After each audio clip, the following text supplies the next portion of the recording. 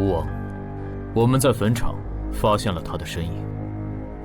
哦，那家伙终于敢现身了。哼，不怕死吗？库罗德，那就不惜一切代价将他抓过来。遵命。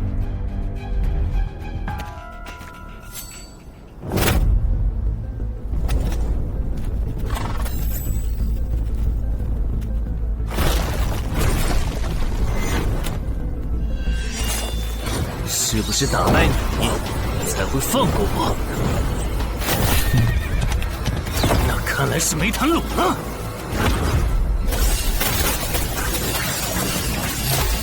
手下躲不掉，也来不及格挡。这就是你的实力。还没分胜负呢。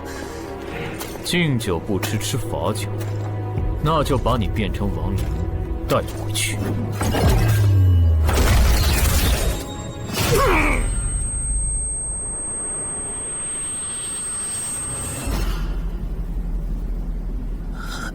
认输吧。做梦。王不灵。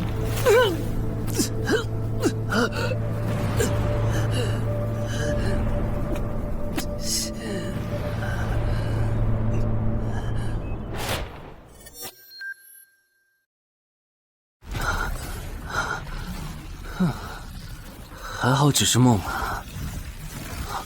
等等，啊！这地下城入口竟然真的烧到我家里来了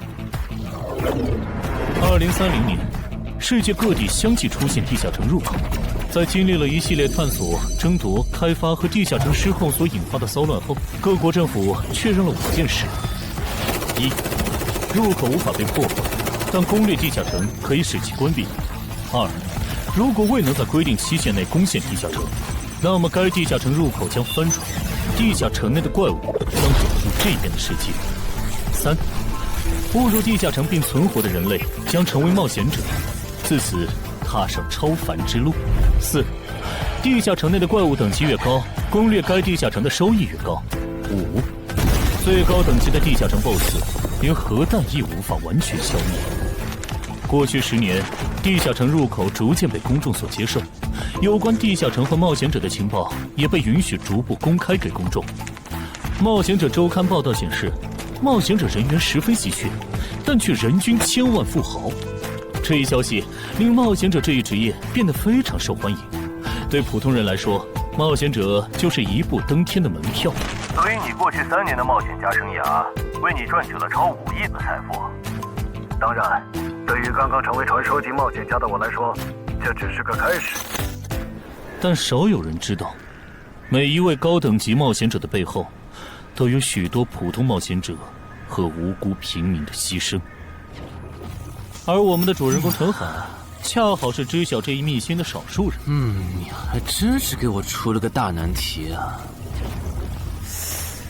能让人一夜暴富的地下城，可对我来说也没啥用啊。毕竟我又不缺钱，而且我记得地下城的死亡率好像很高，搞不好我会死啊。要不把它上交给官方冒险者协会算了，说不定可以换点特别的好处。嘿嘿嘿嘿。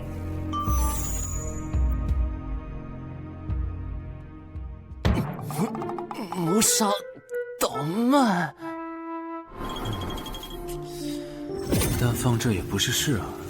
时间一到，入口翻转，怪物全跑出来，大家都得遭殃。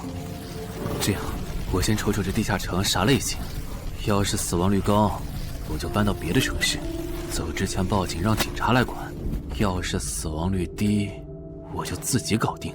真搞不定的话，再搬家，然后报警。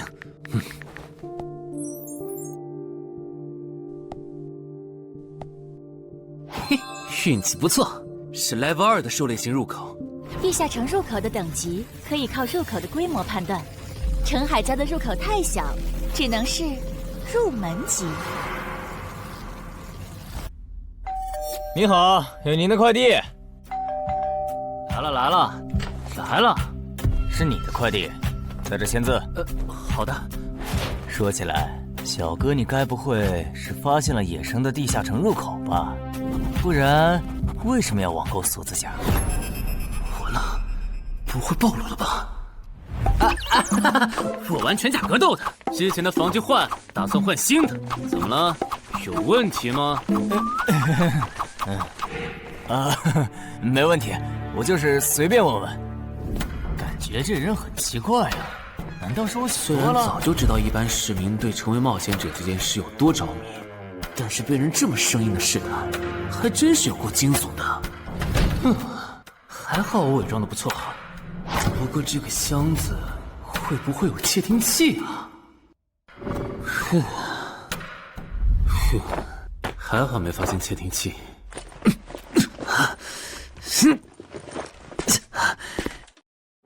有点重，还有胸口也有一点点闷。怕眼镜在战斗中不方便，从而携带了隐形眼镜。没有防身武器，就在附近消防器材店随便买了把消防斧。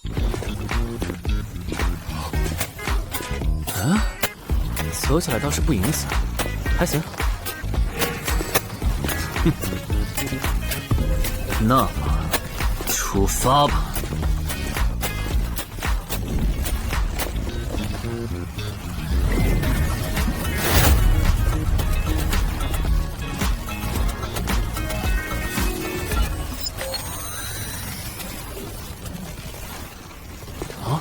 不是地区地形吗？那看来我的首战对手大概率是豺狼人了。讨厌，这套锁子甲没白买。说起来，根据官方提供的情报，新人进入地下城后会激活冒险者面板，脱离条件也会出来。我的呢？来了。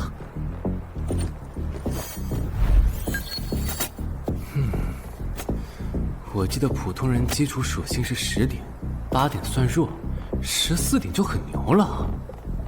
我不咋锻炼，力量和敏捷才9点，很正常。但智力有16点，真没想到啊！虽然智力和魅力是前期最没用的属性，但16点的智力，就算是协会或者财团内部也不多见吧？膨胀了，冷静，看一下地下城的脱离条件吧。脱离条件：杀死任意一只潮汐鱼人。通关条件是全灭一个潮汐鱼人小队。等一下，为什么是鱼人啊？我血产过敏啊！就不能给我安排点正常的对手吗？啊！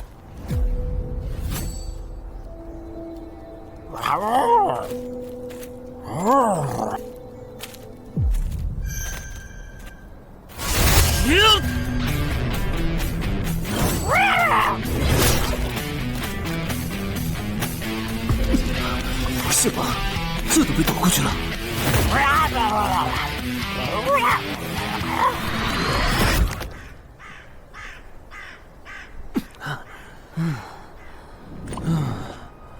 不是，这个地下城的难度标注是不是搞错了？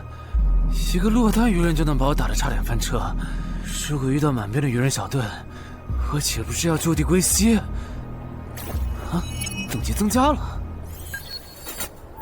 Level 2菜鸟，我的称号我与潮汐鱼人5-5开，这玩意儿侮辱人是不是？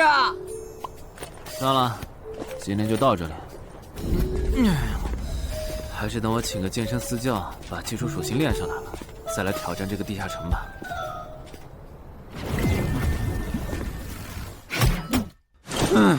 累死我了，半年的运动量都干出来了。又咋了？哦，任务结算呢？我记得地下城的任务结算好像也能爆出奇物的。嘿嘿嘿，我的要求也不是很高，给我瓶加属性的密钥就行。菜怎么了？谁还不是从菜鸟过来的？气死我了！罢了罢了，有总比没有好。让我看看这个保温杯有啥功能。该物品每天可以凝聚500毫升纯净水，可升级。这垃圾东西谁要啊？气死我了！你好，我预约了安教练。哈，您就是陈海先生吧？安教练已经在 VIP 室等您了，请跟我来。好的。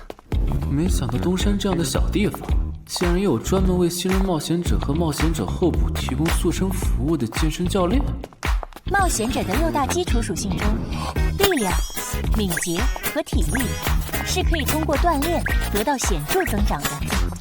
这1年的健身费也太贵了，都和我一本新书的版税差不多了。不过只要能让我的身体素质在短时间内得到显著提升，陈海先生，这点钱就花得值。陈海先生，您之前有过健身经历吗？没有。那为什么要花这么多钱请安教练？新手打基础的话，请普通一点的教练就够用了。还是说，陈海先生，你已经成为了新人冒险者，比较赶时间？这旁敲侧击的，还真是够直接的。哼，有条件的话，那肯定要请最专业的，以冒险者为目标，普通教练不能算是好的选择。这样啊？我总不能和你说实话吧？那您应该能和安教练聊到一块儿去。东山市最好的健身教练会是啥样的？好紧张。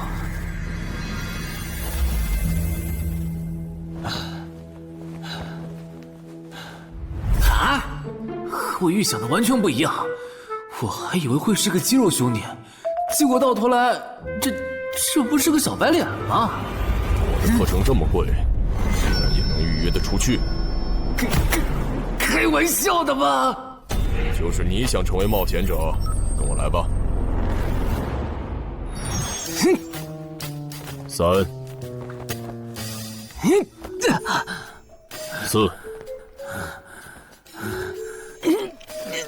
我撑不住了，教练。 5，真的撑不住了。好，你到这里吧。30公斤举了5次，换算一下，你目前的单次最大重量应该在35公斤。作为健身小白，结合你目前的体重，你这个卧推成绩算是偏弱的。什么情况？虽然我知道我的身体能力低于平均线，但是这也太弱了吧？正常的老哥们不都是人均50公斤起步的吗？陈海先生的基础有点差呢，35公斤的极限数值换算到冒险者面板上的力量属性，应该只有9吧。普通人的力量、体能和敏捷数值是相对平均的，不会偏差太多。他现在这个状况，要在1个月的时间里变成冒险者，几乎不可能。那一般要多久？这个看你，如果天天练的话，差不多1个季度就能达到3个11了。这个11是你成为冒险者后面板上给出的约束，换算下来的话，就是比普通人略强。明白了。所以，办卡吗？那就先办一个季卡吧。我去哪儿交钱？转给我就可以了。好耶，以后撸铁不孤单了。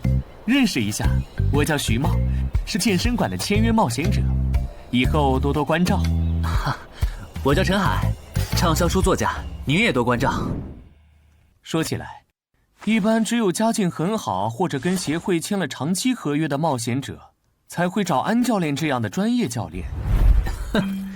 因为我不缺钱呀，我写畅销书赚的钱，在东山又花不完。既然以冒险者为目标，那肯定就要找最好的教练，打最牢固的基础。原来如此，我还以为你发现了野生的地下城入口，并且已经成为冒险者了呢。作为前辈，我得教你一些冒险者之间才流通的基础常识，免得你以后被人坑了。冒险者首次下地下城时，表现好能得个称号，带不带都行。要是带了会有加成，但也会被其他冒险者盯上。有些专找低等级地下城入口的猎人，就爱顶着称号在可疑的人边上晃悠。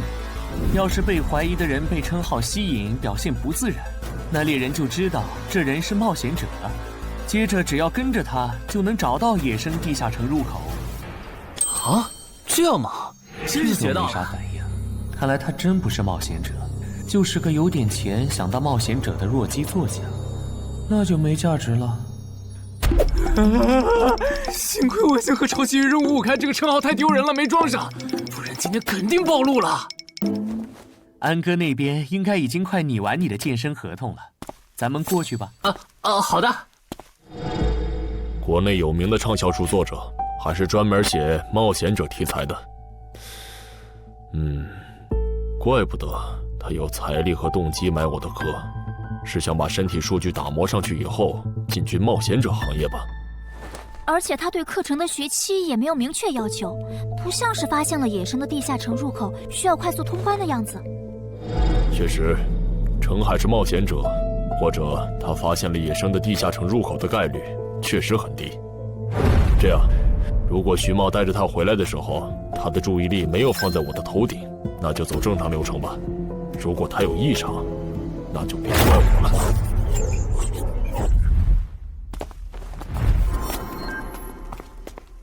合同拟好了，你看完如果觉得没问题就签吧。好的。喂，不是吧？连健身馆的3A 级教练也……这边。那小子刚才看我的时候表情正常，视线也没停留在我头顶的称号上，看上去不像是刚发现地下城入口的小白。徐茂，你没做多余的事吧？怎么会呢？我可是健身馆的签约冒险者。那就没有持续关注的必要了。签好了。这份是您的，请收好。等下安教练会带您做体能测试。好。行吧。和我判断的差不多，你的体能也偏弱，敏捷测试就不做了。接下来的1周，我们主要做力量和体能塑造。你一般什么时候有时间？什么时候都有时间。行，那明天上午10点来健身馆找我，早饭别吃太油的。没想到国内规模最大的健身机构，竟然会干这种勾当。依靠对新人冒险者和冒险者候补的身体塑造业务来钓鱼，如果我今天的演技再差一点，就要被他们瞧出问题，吃干抹净了。怪不得东山这种小地方会有3A 级教练常驻，恐怕全国各地……等等，这样看，所有和冒险者沾边的服务应该都有坑，包括我买的锁子甲。还好我当时觉得在同一家店购买防具和兵器的行为有点不打自招，不然网购锁子甲的时候就暴露了。看来我还是低估了冒险者这个职业的潜在风险。得调整一下计划了。原本想着等锻炼的差不多了以后再来挑战这个地下城，但没想到现实世界如此残酷，针对低等级冒险者的坑到处都是。虽然今天运气好避开了一个坑，但我总不会每天都有这么好的运气吧。只能冒险来地下城提升冒险者等级了。这次的脱离条件是鱼人眼珠吗？对了，不知道昨天那只的眼珠可不可以？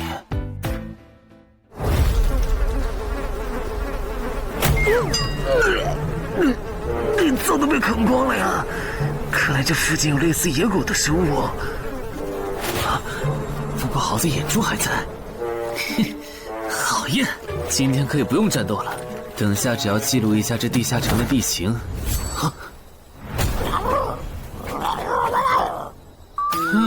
鱼人呢？我还以为是什么呢，吓我一跳。只是一只落单鱼人的话，我根本……一只还好，2只我肯定打不过呀！快run！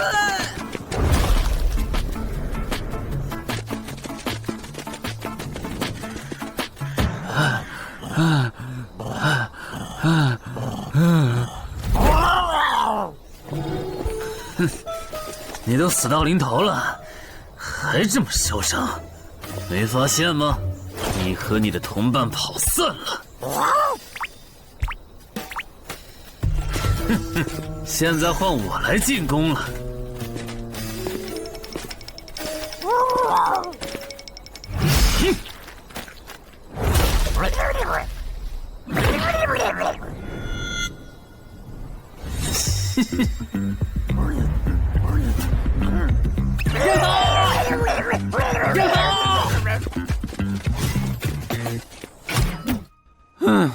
累死我了。不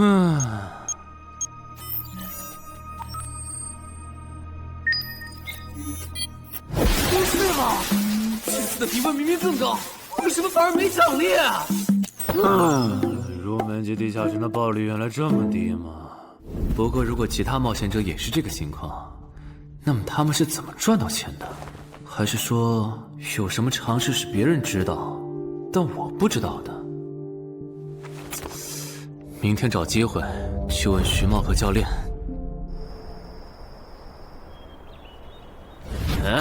徐茂和安教练还没有来吗？徐茂去隔壁室了，大概要过几天才会回来。安教练今天临时有事，得中午才能来。好吧，那我先去 VIP 室做体能训练。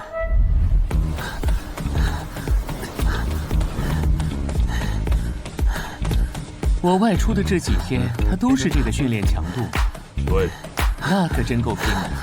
这样看，用不了多久，他就能把力量和敏捷提升到11了。对，如果他能一直保持一个基础下来，力量、敏捷和体质，恐怕都能到12。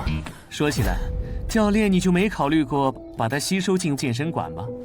这种有钱又有行动力的好苗子，只要不出意外，以后绝对能成为中间冒险者。你回来之前我就问过了，但被他拒绝了。他想通过黑市的路子成为冒险者，然后当独狼。陈海，你这也太拼了，练这么猛很容易受伤的。还是说你打算今年就成为冒险者？能尽早成为冒险者，肯定要尽早。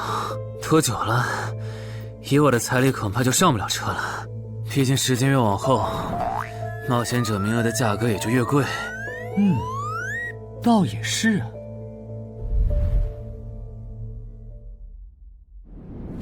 算上前天安教练的招揽，我大概可以肯定，徐茂和安教练已经排除了我拥有入门级地下城入口的可能了。接下来可以找一个合适的时机。发什么呆呢？在想事情？没，可能是太累了，有点走神。你这样肯定不行，频繁的超负荷运动只会累积伤病风险，真受伤了反而会拖慢你的塑身进度。我也意识到了，后面应该会减少训练量。对了，截止到现在，你的前期投入都赚回来了吗？还早着呢，照现在这进度，起码得等我到11级才有可能回本。为什么是11级以后？因为1到5级的冒险者挺好混的，有老手带着，完成任务就能撤退，死亡率极低。没想法的就可以这么混等级，而6到10级后，任务变难了，怪物的情报就值钱了。上阶段的混子在这阶段就去收集情报，死亡率虽然变高了，但还能接着混。只有到了11级，地下城的难度提升到混都没法混的时候，才是我这种冒险者开始盈利的时候。这个阶段的冒险者对实力的提升最为迫切。装备、奇物、技能书，一切能提高生存率的东西，都能卖出很高的价格。不是，我不明白，11级后的地下城那么危险，为啥6到10级的冒险者不提前准备？不提升有很多原因，一是官方不管民间冒险者攻略地下城的事，好多冒险者到11级就想退回去过正常日子了；二是地下城的东西只能让一小部分冒险者在精英地下城混下去。11到15级赚得多，但风险也大；而6到10级，有人光靠收集情报和做后勤就能回本了，所以他们也就没必要冒着生命风险去11到15级这个阶段打拼了。原来如此，所有冒险者在6级，不，在更早前就已经完成分流了。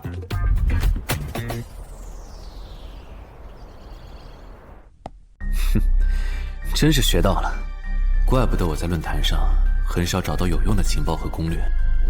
原来有很多人靠卖靠谱攻略和情报赚钱。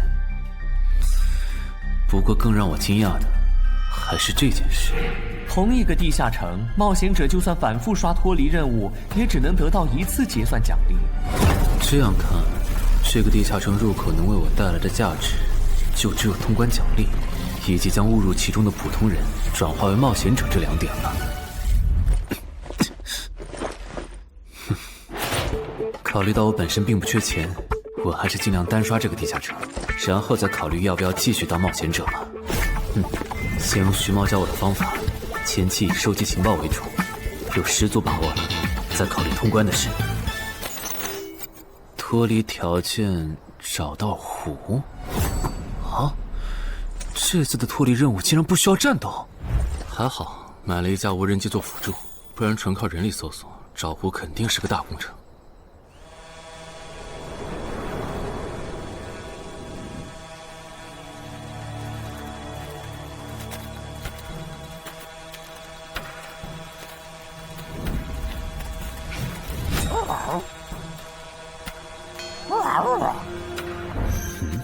这是什么？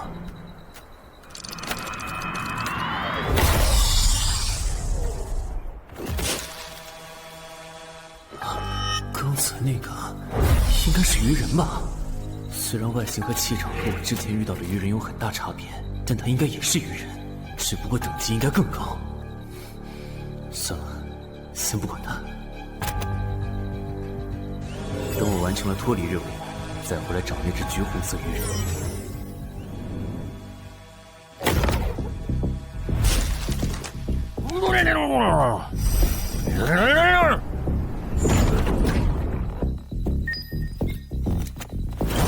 找到了！哼，怪不得森林地形的地下城会刷出鱼人这种怪物，原来森林深处藏着一个这么大的湖吗？这样的话，脱离任务就算完成了，不用和鱼人接触可真好啊！接下来，是那只橘红色的特殊鱼人。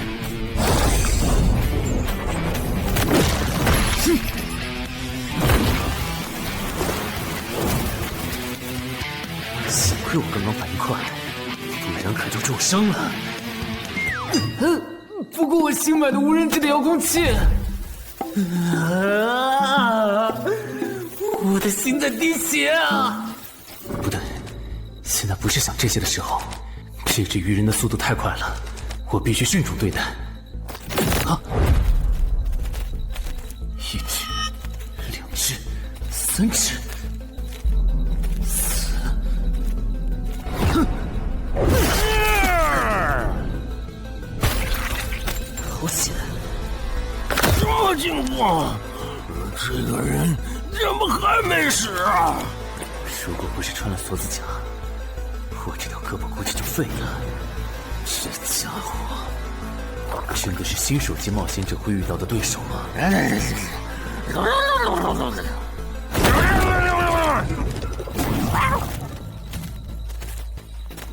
如果只是和这只橘红色鱼人单挑也就算了，关键我还得抽出一部分精力来处理身后这几只杂兵。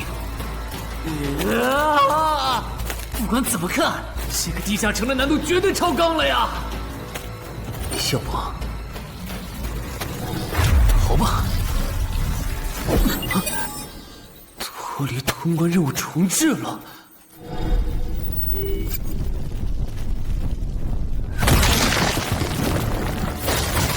我说全队，你这样很像是在虐尸出气。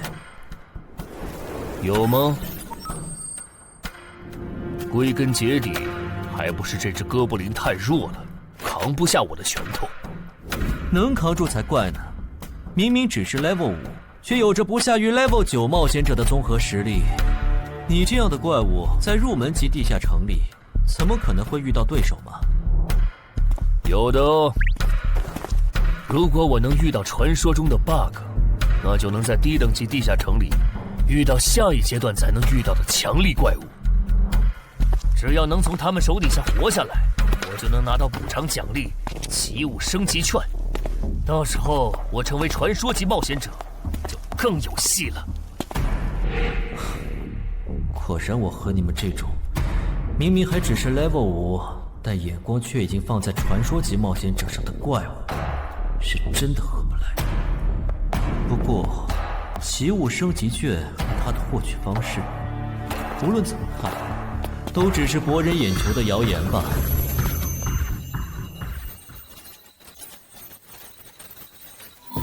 在高战力异常鱼人个体的追杀下活过3分钟，任务完成后将得到额外补偿，奇物升级券。不是吧？我都准备逃命了，你给我整这个，要玩死我吗？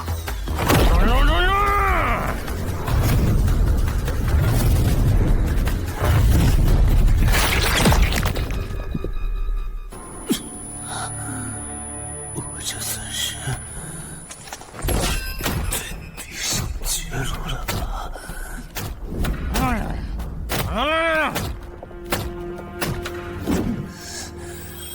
早知道当初就不该成为冒险者，好好当个畅销书作家不好吗？虽然嘴上这么说，但我其实很清楚，这些年因为写冒险小说的缘故，我一直对地下城有向往，向往自己成为冒险者，体验那紧张而刺激的冒险者生涯。是的，虽然我怕死，人怂又不能打，但我的冒险人生绝对止步于此。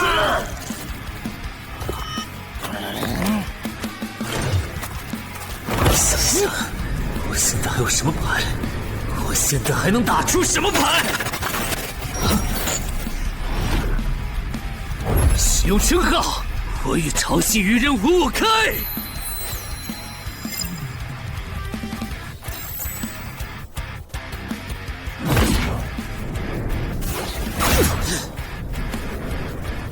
身体变轻盈，力量也变强了一点。不止如此，这些鱼人的动作也变得迟缓了许多。我的动态视力也加强了吗？能行，现在的我能行。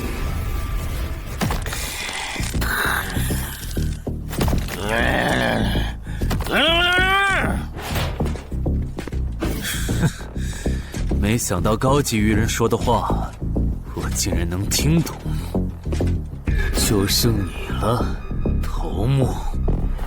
我是干掉了这只下级士兵，别再得意忘形了啦！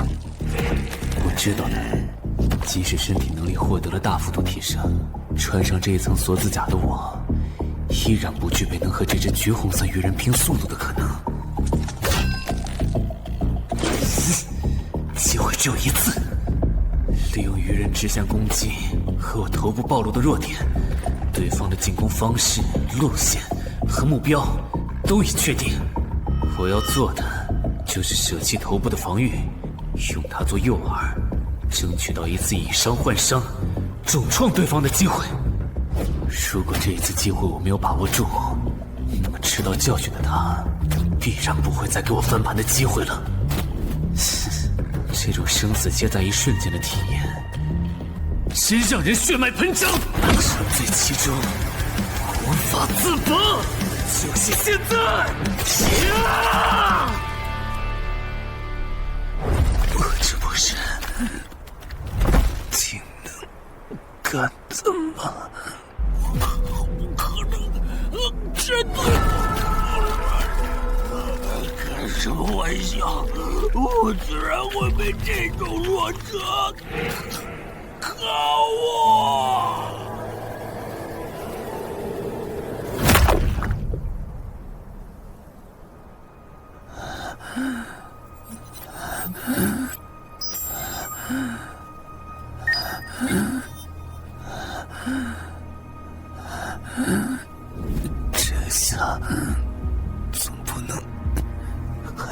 定我是菜鸟了吧？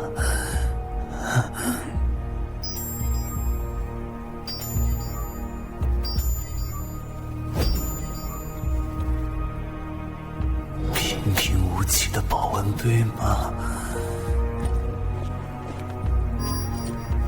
对，平平无奇保温杯。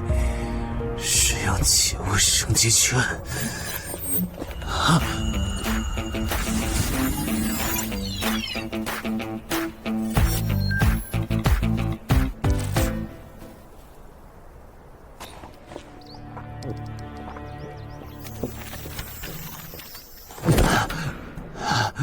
活过来了。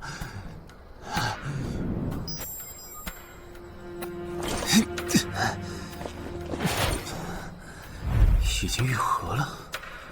冒险者面板，冒险者等级竟然提升了，不过还是菜鸟。哦，感知也提升了1点，还获得了一个新称号——至死地而后生。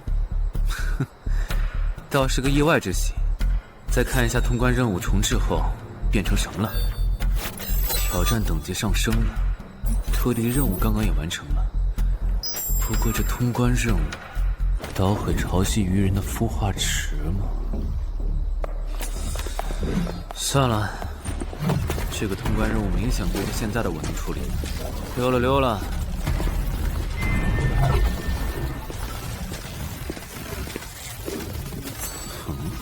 是错觉，怎么感觉这个地下城入口变大了？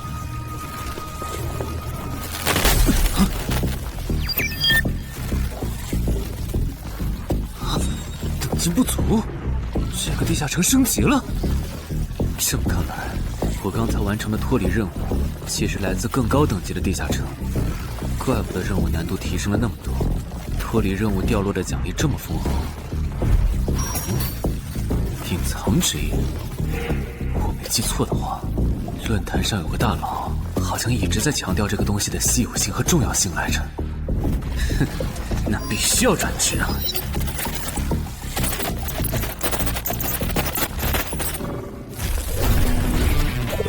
啊，什么情况？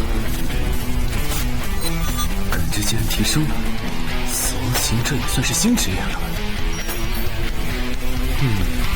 越接近死亡的话，属性点提升就越大，可以1至4点。啊，刚刚是啥玩意儿？我家，这就是感知16以后的世界吗？即使闭上双眼，我的大脑依旧能够准确勾勒出客厅每一角。真不敢想象，20点感知的人类眼中的世界又会是什么样子。说起来，我与潮汐鱼人55开这个称号的效果，刚刚在地下城已经体验过了。这个至死地而后生的称号，效果又会是什么呢？被逼入绝境以后，就能得到力量、敏捷、感知，每个加4点的加成。这个称号的触发条件和死亡行者的触发条件差不多哎。等等，也就是说，死亡行者搭配至死地而后生，极端条件下可以给我带来8力量、8敏捷、9感知的提升。哈哈哈哈！这也太超模了吧！胆子再大一点，以后遇到打不过的敌人，我完全可以靠自残触发效果让属性提升。等干掉敌人以后，再用稀奇古怪的回血药水把状态拉回来。而且回血药水的用处也不止于此，有了它，我再也不用担心健身过度肌肉拉伤了。反正每天都能回1次血，完全可以想怎么练就怎么练。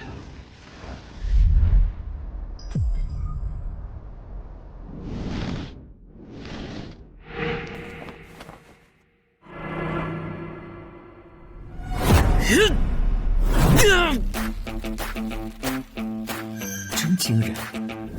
谁能想到，不久前还只是个健身小白的他，只用了不到2个月，就达到了正常人要用1年才能取得的成果。就他那训练量，换别人来早就去 ICU 报道了。但他一通瞎练下来，还能活蹦乱跳，这说明他体质很牛啊，至少有16，甚至都有可能17或者18了。安教练，你这次是看走了眼呐！陈海还在练呢。啊，恭喜啊！你现在的力量、敏捷应该已经到达12点了。以你现在的身体素质，准备充分的话，是完全有能力完成新手级地下城的脱离任务的。真的不考虑加入健身馆，成为这边的签约冒险者吗？我可不想当一个会被合约束缚的冒险者。那真是太可惜了，我还以为能和你成为同事，以后一起攻略地下城呢。不是同事，也能一起攻略地下城啊。对了，我打算从散人手里购买冒险者名额，这方面你有什么忠告吗？忠告嘛，那我推荐你去找散人联合。散人联合？我没记错的话，他们好像是国内最大的散人集团吧？对，如果你想走黑市的路子购买冒险者名额，那么我只推荐你选择由散人联合提供担保，或者他们自营的低等级地下城入口。为什么？我感觉找独狼冒险者明显更好啊，省钱又省力。因为涉及到冒险者名额买卖，无论买方还是卖方，其实都存在巨大的交易风险。卖家怕遇到伪装成萌新的入口猎人，买家怕交了钱对方不办事。但有散人联合的介入就不一样了，虽然他们的佣金很高，但是作为冒险者资格地下城相关产出生意的龙头，他们为买卖双方提供的契约书还是很值得信赖的。原来如此。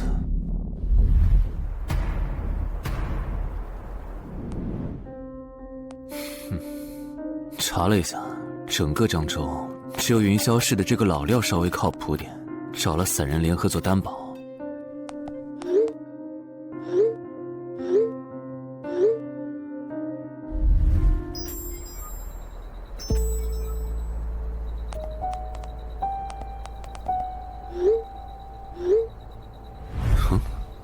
这边，云霄老司机。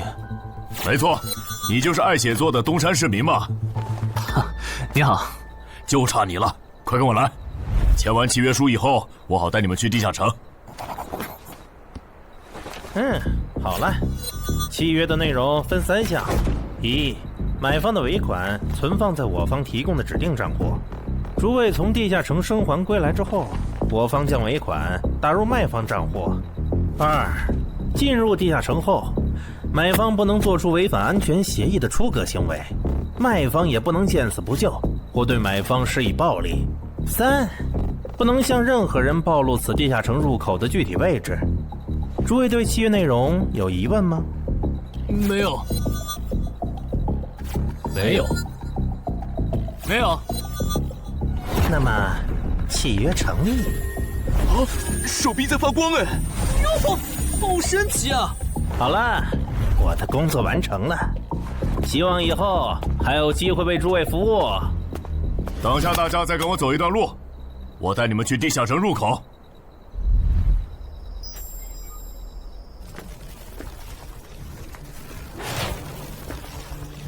这个地下城入口的位置确实隐蔽，难怪没有被官方和云霄市的资本发现。好了，大家排好队，按顺序进入。我先走一步，给大家带路。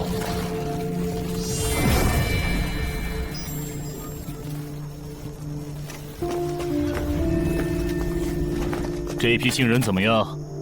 哦，太酷了！我也是冒险者了，真好。还行，没有看起来像刺头的。那就好，等会儿记得我们之前说的。卖家原来有2位吗？好了，大伙儿看向我这里，学着我的样子对空气喊：“冒险者面板！”冒险者面板！大家可以在冒险者面板的个人信息栏查看到自己的基础属性，往下滑动，可以在任务栏查询任务。不是吧？我的基础属性原来这么低的吗？冒险者面板上的内容只有冒险者本人才能看到，所以不用担心个人信息暴露的问题哈。麻烦大家把你们的脱离任务报一下，我这边做一个整理。任务吗？哟，这个物种，论坛的入门级地下城怪物图鉴里好像没有。这个地下城有问题。这个地下城该不会和我家里的那个一样，存在某种致命的设定吧？基于幸存者偏差，如果一个入门级地下城的怪物没有被收录进论坛的新手常见怪物图鉴，那只有2种可能：要么它确实很罕见，要么就是遇到它的冒险者基本都死在地下城里了。警告！警告！此人违反了安全条例，未说出正确的脱离任务。那个眼镜男说谎了？不是吧？这才哪儿到哪儿啊？就有人触发安全条例了？你听我解释，肯定是他出 bug 了。契约式的契约当然不是绝对的，但对你这样的菜鸟来说，它是不会出问题的。你的脱离任务绝对不是采集高价值草药，你骗了我们。他刚进冒险者圈子，不懂规矩，做错事也情有可原。您大人有大量，再给次机会嘛，是不是啊？对，再给我次机会吧。下不为例。大家再说一遍自己的脱离任务哈，这次别搞错了。我的任务是找到湖中女妖。我是聆听女妖之声。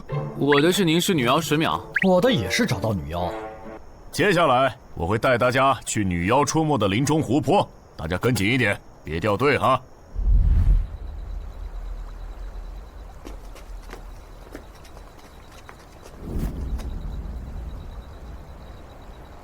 冒险者面板。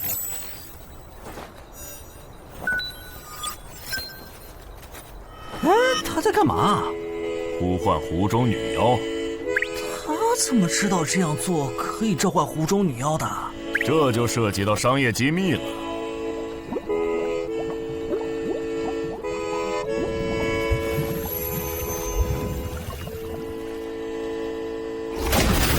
女妖出来了！我的脱离任务完成了，我的也完成了。8、9、10。大家把耳塞戴一下，女妖马上就要唱歌了。不戴的话会怎么样？女妖的歌声会破坏你的大脑。刚成为冒险者的 Level 1萌新，一整首听下来，大概会当场暴毙吧。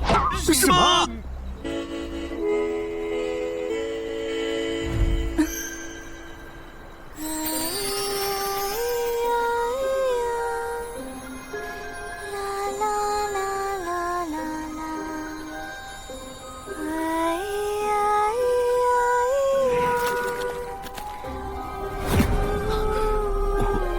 流鼻血了，就听了这一小会儿嘛。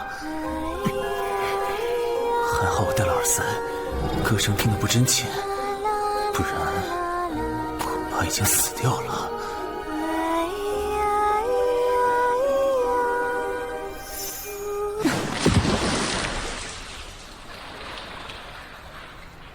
大家的脱离任务都完成了吗？都做完了，那咱们就原路折返回去了哈。搞笑，让我们原路返回？来之前我已经查过了，地下城里的植物和矿产都是很值钱的。你这么急着赶我们走，不会是想要独吞这个地下城的产出吧？我们可是付了钱的，为什么不能在这个地下城采集高价值草药和矿产来回血？等一下，咱们的契约书里可没有这条。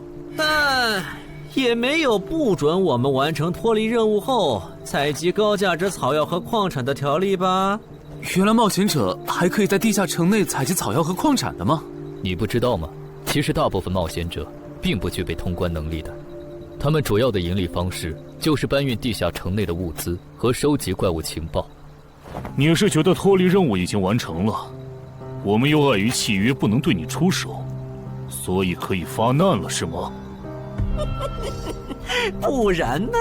真是笨蛋。但有一点你没考虑到，那就是我并没有和你们签订契约啊。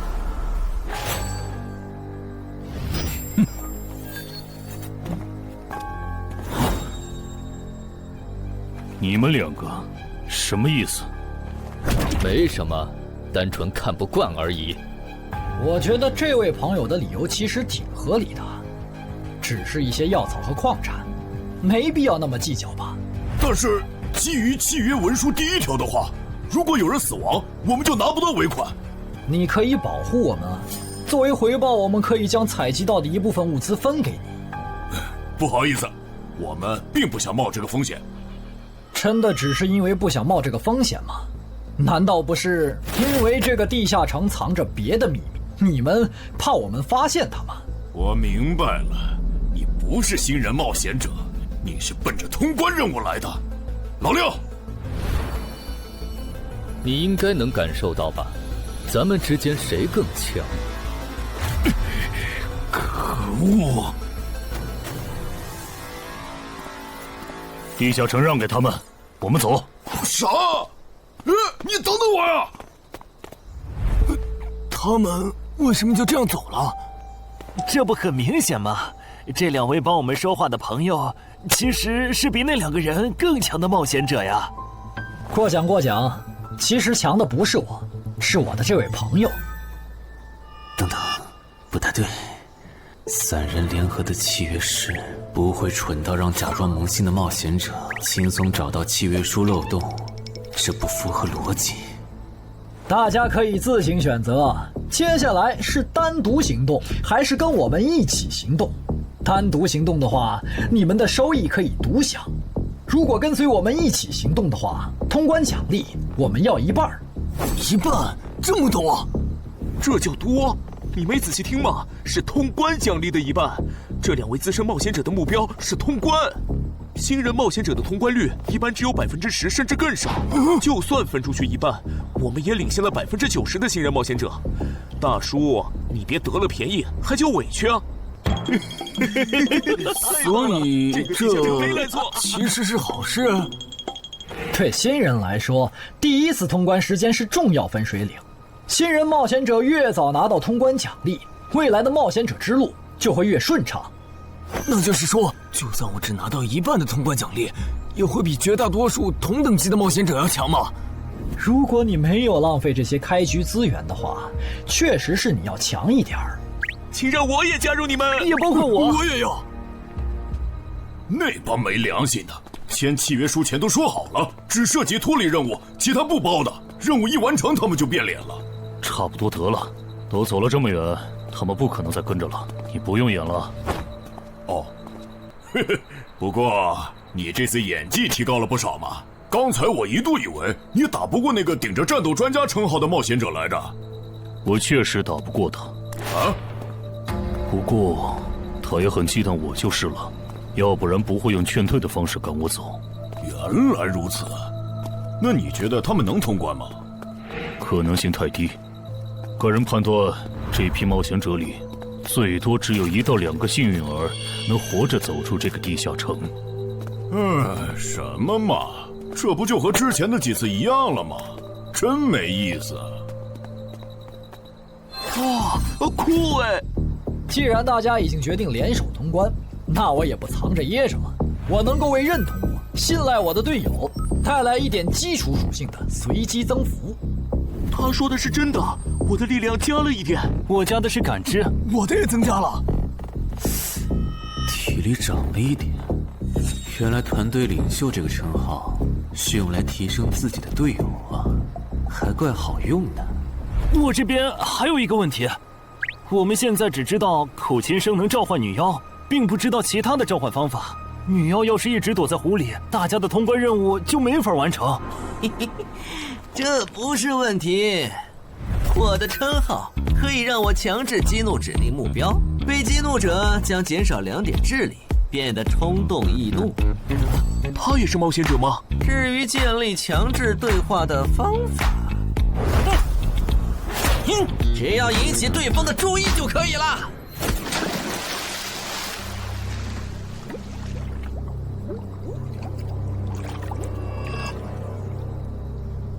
蠢货，你过来呀！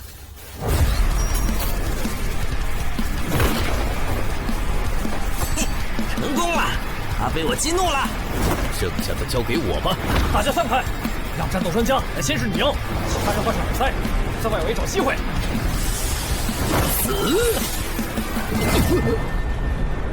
超过去了！开什么玩笑？竟然是灵体！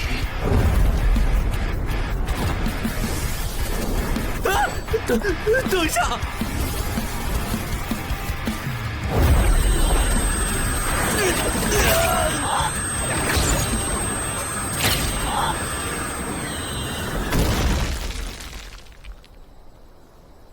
还好有2-3，只是鼻子出血。不是吧？这个女妖原来是个妖魂！娘，有把握吗？有，但是会比较费时间。上一个地下城刷出来的僧侣之拳应该会有效，但熟练度还没上去，打起来会很慢。慢就慢了，这只女妖应该没有其他攻击手段，对我们的威胁很小。我有预感，这个地下城的通关奖励会非常丰厚。哼，愚蠢的选择。等等，你先别走。不是吧？10万个人里都不一定能出一个的感知16点的人，竟然让我……你为什么觉得他们的选择是有问题的？使用称号，他们当我不存在，真晦气。喂，你搁这对空气自言自语什么呢？不是，我刚才……不是没人吗？幻觉吗？有东西过来了！什么东西？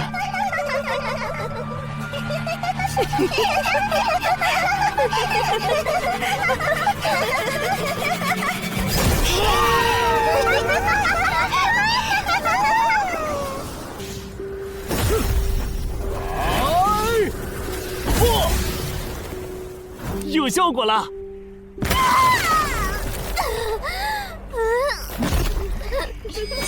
什么声音？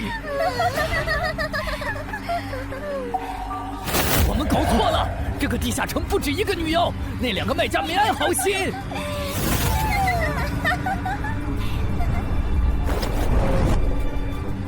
不是吧？这也太多了！不行，这个数量2-3已经没用了。还傻站着干什么？跑啊！为什么总是让我遇到这种事？听和子云那时候是，现在还是。看在你老婆和女儿的份上，我觉得应该放过你。谁叫我最喜欢看别人抱憾终身、活在憎恨和痛苦中的样子呢？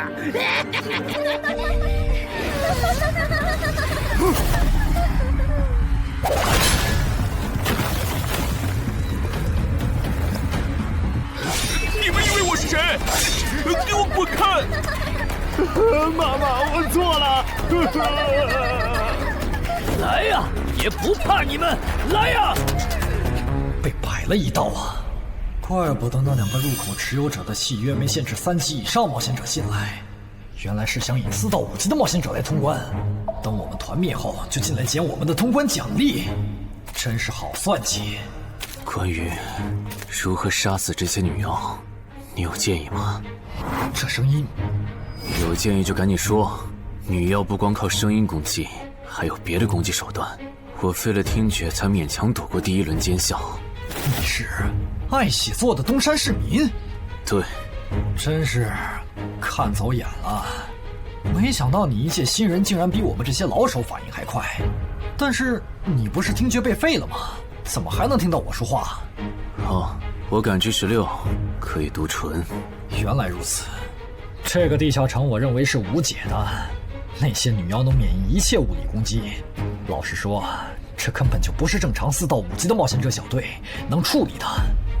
哦，所以你也没有办法。还有一个办法，除了僧侣之拳，阿良还有一瓶被僧侣祝福过的神油，涂抹长剑后，应该也能伤到那些女妖。不过，这也就给你能伤到他们的力量。我不信新手冒险者能从这么多幽灵的围攻里杀出去。但总不能坐以待毙吧？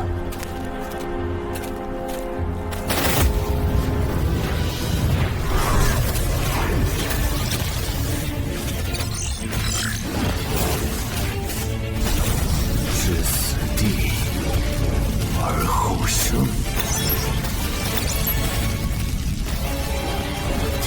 能听到吗？我问过你的同伴了，他跟我说，要通关必须从你那里拿到被僧侣祝福过的神油。通关吗？能帮我拿一下吗？不好意思，我眼睛瞎了，恐怕没办法操纵冒险者面板取出你要的东西。这样吗？不过我还有一个办法可以让你得到它。什么办法？你干什么？就是以死后掉落的形式让你获取。其实我也不是非要那碗油杀人夺宝不可。20点的敏捷足够我甩开女妖逃出地下城了。我就是想试试能不能通关。虽然无论怎样，你都不可能活下来。哇，真的很巧啊！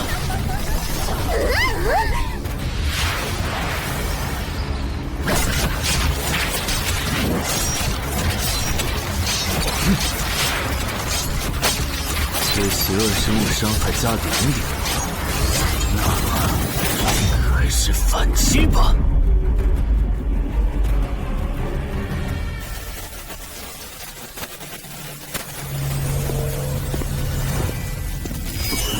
好像有人从里面走出来了。哪有人啊？你看错了吧？不是，我真感觉到了。果然，他们那不能攻略的地下城是陷阱，引同等级冒险者来做通关任务，把人坑死在里面，接着捡掉落的东西，或者等冒险者重伤出来就杀人夺宝。户主的儿子应该就是这么被害死的。石斧秃鹫是指利用高难度地下城坑杀同等级冒险者，然后拾取对方掉落的堕落冒险者。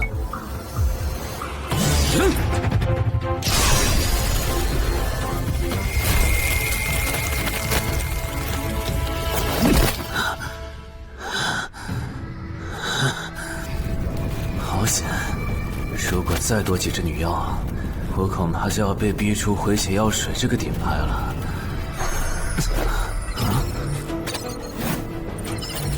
您的绝妙操作取悦了路过的死亡主宰，得到其恩赐，亡灵亦不能杀死我。该恩赐可以使您豁免一次来自亡灵生物的死亡判定，免疫一次来自亡灵生物的死亡判定。好霸道的额外奖励！额外奖励都这么丰厚了，合并结算的奖励还高于单独结算，那么肯定要合并啊！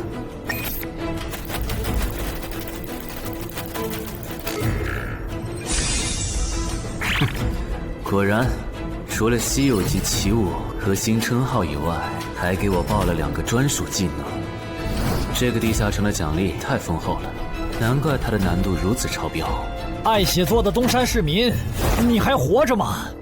怎么没声音了？哼，差点把他给忘了。你现在感觉如何？能站起来吗？有点难，那只能扶着你了。其他人是不是都死了？胖子、四眼、大叔，还有你的2位同伴，都死了。你应该不是第一次进入地下城吧？哼，我还以为你不会主动说破呢。如果我说我能保守秘密，并将我得到的奖励作为酬劳全部送给你，你能不能不灭我的口？但你死了，同样可以保守秘密。那你就得不到我的通关结算了。而且，云霄老司机和他的同伴肯定在地下城入口附近蹲幸存者。我可以帮你吸引他们的注意力，相信我，让我活着走出地下城，对你来说是最有利的选择。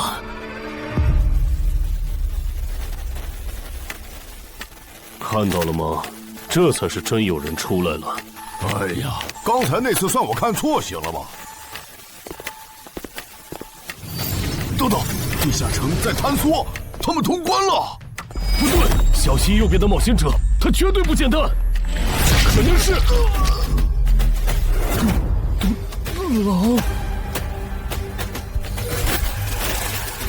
先干掉一个弱的，接下来到你了。从龙山市民，你好大的胆子！不是吧，不是吧？不会真有人觉得自己坑完人不会被报复吧？呵呵，这么霸道的吗？闭嘴！哎呀，我好怕呀！你这家伙，找死！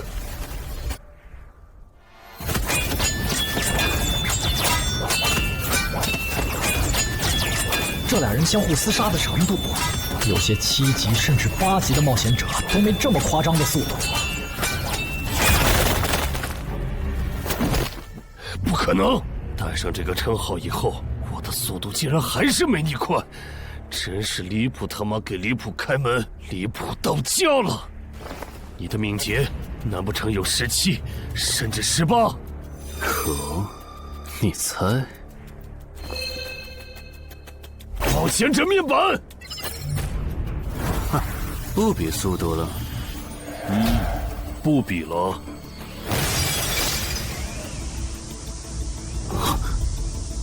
这本来是为那个战斗专家准备的，不过给你也没差了。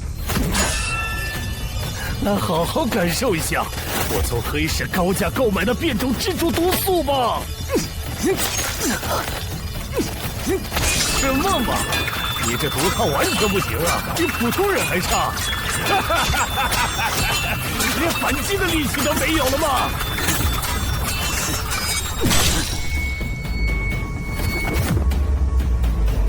太慢了，太慢了！你这样是伤不到我的。哼，蜘蛛毒，这就是你为我们准备的手段？怎么样，喜欢吗？作为7级地下城蜘蛛地穴的特殊产出，可以极大的削弱低等级冒险者的力量、速度和体力。迄今为止，因为它而败在我手上的5级冒险者已经有4个了，而你将会是第5个。然后呢？你应该不只准备了这点手段吧？全都亮出来吧！哼，不会吧？难道这就是你的全部了？当然不止这些。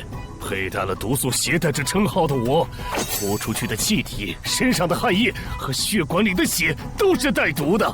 和我相持的越久，你中的毒就越深。这战术太吓人了，在6级以下几乎是无解的。我明白了，是我高看你了，我还以为你藏着什么大招呢。关闭技能，与死亡共舞。不可能！怎么还有这么快的速度？哼，你猜？啊！别太得意了！太慢了，太慢了！你这样可是伤不到我的。不可能，绝对不可能！你明明只是个独狼，怎么可能比杀了大量5级冒险者的我还强？没什么不可能的，在舒适区里泡着的你，永远也看不到与死亡同行之人所看到的风景。但是，溺死的往往都是会水的。散人只有劣势更弱小的散人，才能积攒出大量的财力和武力。我的路才是正确的。对普通人来说，或许你才是对的。不过，在我看来，与死亡同行之人，如果走到了极致的话，未必不能超越死亡。不是吧？那么强的人，竟然这么轻易的被……啊！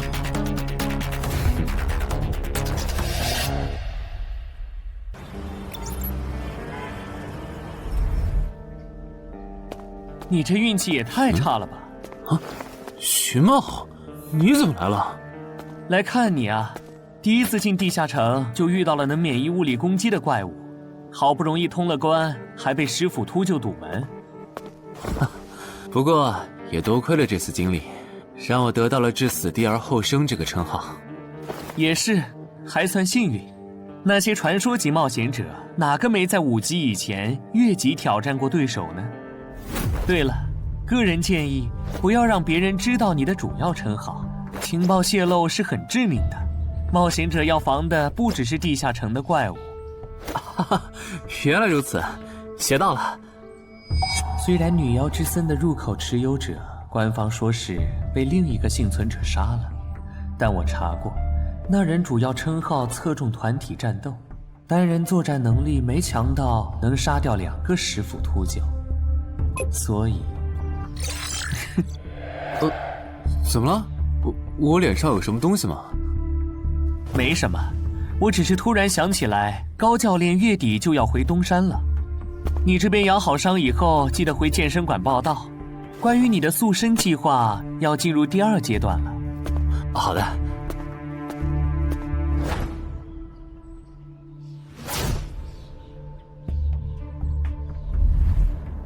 你不打算做攻略型冒险者了？没错，这次地下城经历让我明白，我没当传说级冒险者的本事。与其在这阶段的地下城拼命，还不如到6到10级的地下城多弄点钱，然后就隐退。哎，不过你和我不一样，你有成为传说级冒险者的潜力，但前提是你得改掉独狼的习惯。为什么这么说？独狼玩法在10级前的地下城能提高任务结算评分，多拿奇物、称号和技能，但11级到15级的地下城难度大增，光靠个人根本过不去。如果你想成为传说级冒险者，10级前就得组建自己的攻略团队，不然在11级到15级时，要么会掉队，要么就会被官方财团收编，就没机会再往上提升了。团队嘛，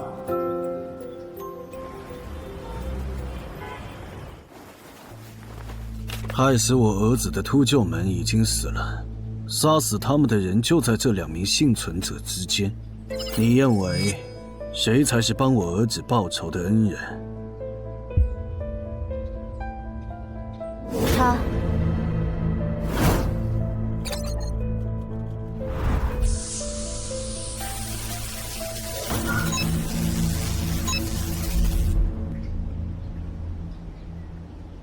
小矮，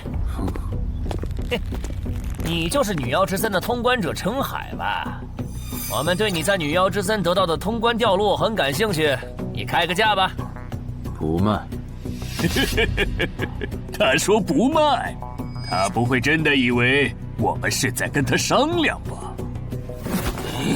那我换种说法，把你在女妖之森得到的东西交出来，立刻马上，不然有你好看。你们在干什么？不许骚扰我们医院的病人，走开！烦人的家伙来了，哥，我们走。切，真晦气。下次他们再来骚扰你，你就来找我。我哥哥是10级冒险者，他们不敢惹我。谢谢。不，该说谢谢的人是我。我的好朋友死在了女妖之森，你和王先生攻略了这个地下城，还铲除了用它钓鱼害人的秃鹫。原来还有这么一层关系啊！我说我死去朋友的家人，如何感激你？总之，这是地下城暴走后的随机拉人现象。怎么还会拉我呢？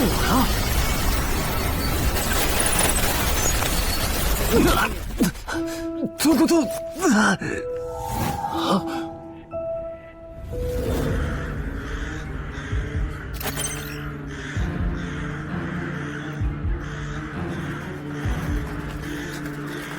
大家不要惊慌，我们只是被拉入了翻转后的入门级地下城。不是吧？我就来医院看个牙的功夫，怎么就被拉入地下城了？请大家跟我一起打开冒险者面板，确认你们的脱离任务。展开面板。5级的生存类地下城，啊，这次可能要死很多人。什么？云霄市医院发生入门级地下城翻转现象，有20人因此凭空消失，周德也在这20个人里。情况如何？失踪人员名单已经整理出来了，被卷入地下城的一般民众有17人，冒险者3人。我们还找到了失控的地下城入口。不过什么？你的脱离任务和通关任务是什么？消灭10具骷髅士兵，存活1小时。你的呢？我的也是。那看来大家都一样。老弟，咱们的脱离任务难度和他们的不一样啊。还有那个叫陈海的小子也被拉进了这个地下城。正常，生存类地下城的脱离任务是根据挑战者实力的强弱划分的。至于那个叫陈海的，等咱们做完了脱离任务再去找他。那个，大家听我说，这个地下城非常危险，请大家捡起地上的兵器，3到5个人为一组，凑齐脱离条件以后，尽快离开吧。完成脱离任务以后赶紧离开？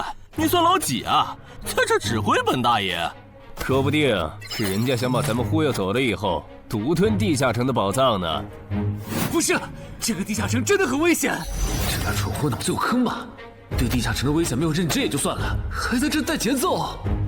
这位先生是非常强大的冒险者，他前几天刚通关了一个难度非常高的地下城，还和同伴联手除掉了10斧秃鹫。真的假的？就是锦城家园那栋烂尾楼，听说害死了好几10人。哦，想起来了，请大家相信他的判断。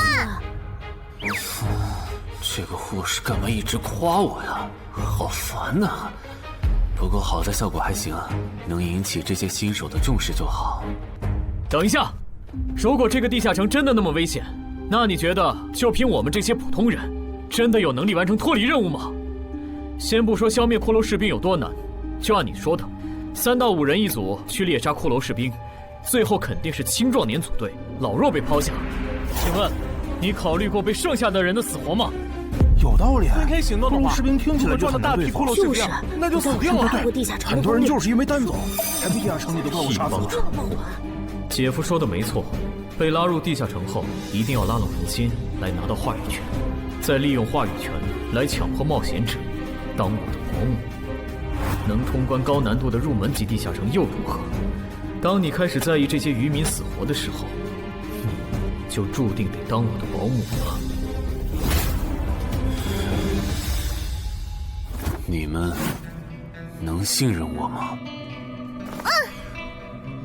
那跟我走吧，我带你们去完成脱离任务。好的。谁允许你们走的？作为在场唯一一个有地下城攻略经验的冒险者，你难道不应该留下来保护我们吗？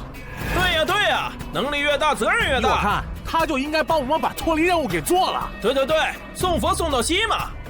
第一，我不是官方冒险者，我没有义务来保护你们的安全。第二，不要对我道德绑架，不然我真的不介意走之前打断你的腿，把你留在这里自生自灭。这人怎么这样啊？保护老弱不是最基本的道德吗？活该他不是官方冒险者，看来道德品质不过关。你们干嘛去？我觉得那个人说的很对，既然通关任务是存活1小时，那肯定是越往后越危险。对普通人来说，早点完成脱离任务离开这儿才是最优解。不走留着被你们道德绑架，免费当保镖吗？我们又不是傻子。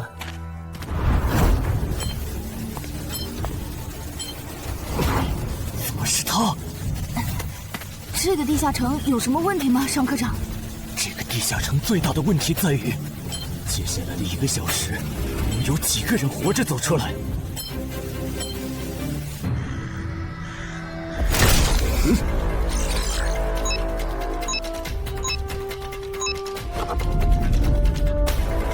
你们就学我刚才做的，用剑去砍那些骷髅士兵的颈椎。那你呢？又来了！我嘛，就用我的老火箭和他们练练。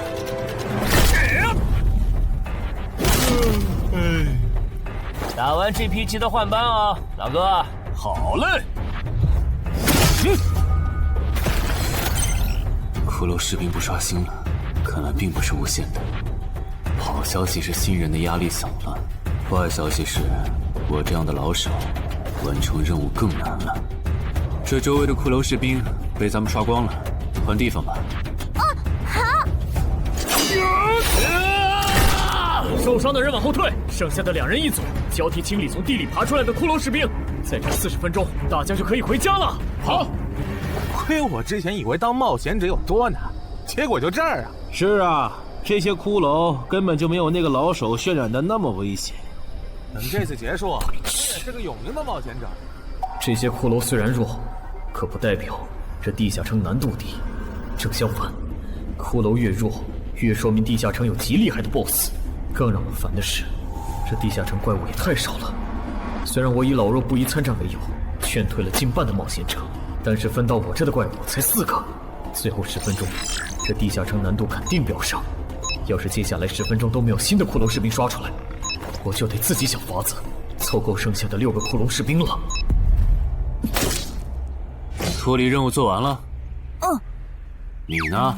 还差几个？8个。把机会都让给他了吗？那你先回去吧，我们继续刷骷髅。等做完脱离任务以后，咱们3个在外面集合。10年来没有一个人通关。不止如此，这个地下城的幸存者们也非常奇怪，几乎所有的都是新人。怎么会有这么奇怪的地下城？正常不都是冒险者越强大生存率越高吗？因为这个地下城有一个被称为强者坟墓的机制。同样的脱离任务，新人的难度只有老手的1/10。当新人完成脱离任务离开的时候，实力远超冒险者的地下城 BOSS 会主动追杀冒险者。好多老手都栽在这机制上。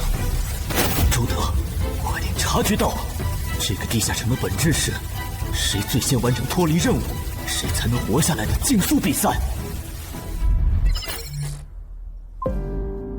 好心的冒险者哥哥，护士姐姐，再见。拜拜。再见。等下遇到的骷髅士兵，我多分给你一点。你先完成脱离任务，和他在外面会合。好的。有人完成脱离任务出来了。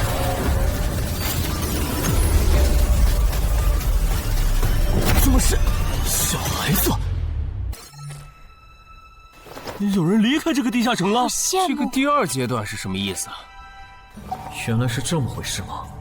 这个地下城的本质是竞速。吕明、王志勇，你们2个跟我来。老弟，有个人完成脱离任务离开了，是不是那个叫陈海的人呢？不可能，先不说他还带着2个累赘，光冒险者们要杀的100个骷髅士兵就不好找。那会是谁呢？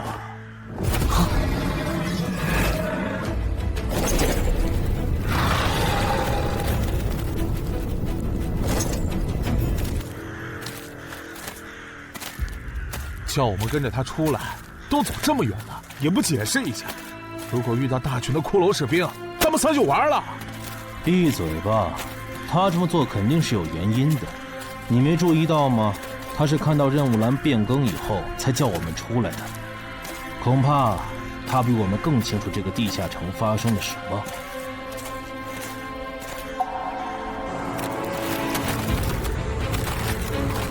准备战斗！他们3怎么走得这么久才回来？周德当初就不该气走那个冒险者。脱离了。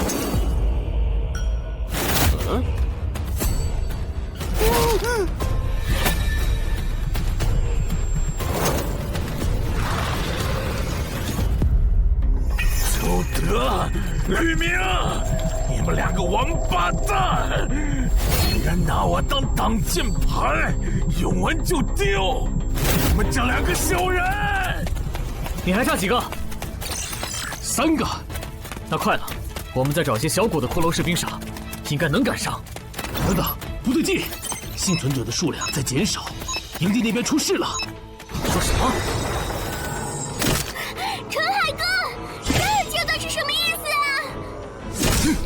可能是难度提升，接下来会出现更强的怪物的意思吧。这个你别管，你的脱离任务做到哪儿了？我看看啊，陈海哥出事了，其他人都死了，现在只剩4个幸存者了。什么？左二，右二，去左。都说了，是这个地下城的 BOSS 降临了，要想活命，必须就地折返。在 BOSS 找到我们之前，完成脱离任务。别开玩笑了，就咱们2个人，怎么可能在那么多骷髅士兵的围攻下完成脱离任务？王之勇在的时候都做不到。听不懂人话吗？我们已经没有时间去找骷髅士兵了。还差右二。剑锋，救我！你好了吗？马上！陈海哥，好了。常先留下，你先走。可是，特效！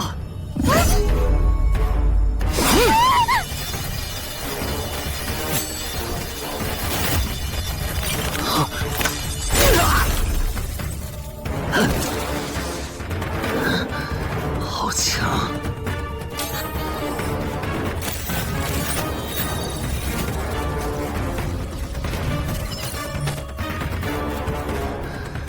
明白了吗？你留下来，只会碍事。我知道了，我去外面等你，你一定要活下来。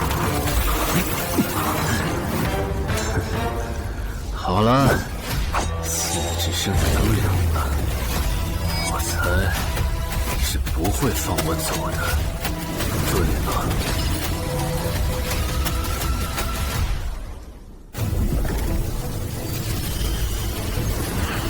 是护士姐姐，里面还有幸存者吗？有，但是陈海先生他……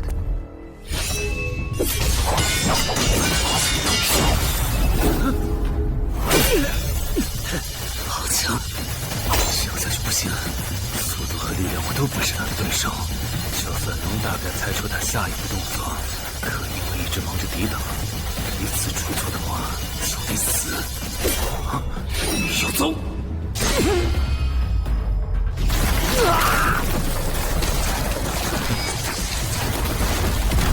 这么巨大的实力差，你还能跟我过几招？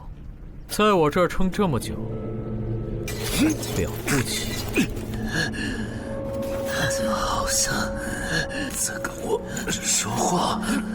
不对，现在不是该思考这些的时候。想一想，再想一下，到底该怎么做，我才能活下来？没戏了，把这边的情况汇总给漳州吧。就说云霄市医院地下城暴走事件，17名普通市民卷入，仅2名幸存，3名低等级冒险者卷入，无一生还。你在说什么啊？不是还没到时间吗？这才过去5分钟。就是。我能理解2位的心情，但是请不要再做不切实际的幻想了。这个地下城里的 BOSS， 就算是9级的我，也没有把握面对他能存活15分钟。你要等的人，哪怕是5级冒险者中的佼佼者，最多也就能坚持5分钟。你从地下城出来到现在都过去5分钟了，他还是没有脱离地下城，这意味着什么？你应该清楚吧？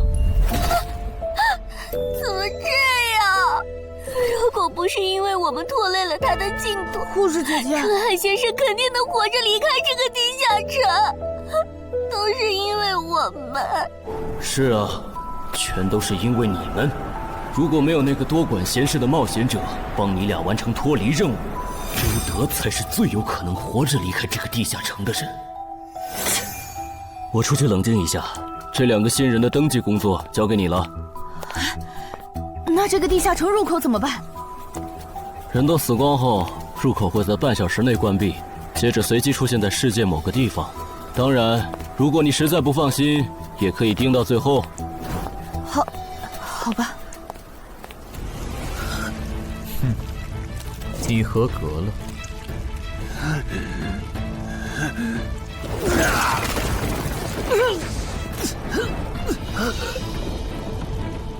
我很期待你成为亡灵后的表现。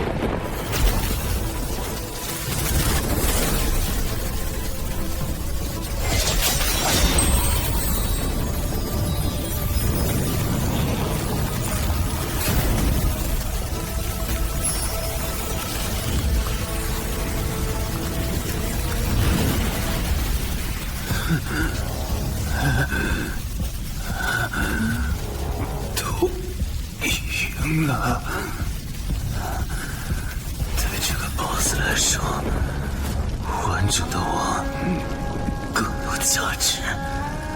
在他回来之前，只有死亡主宰的恩赐。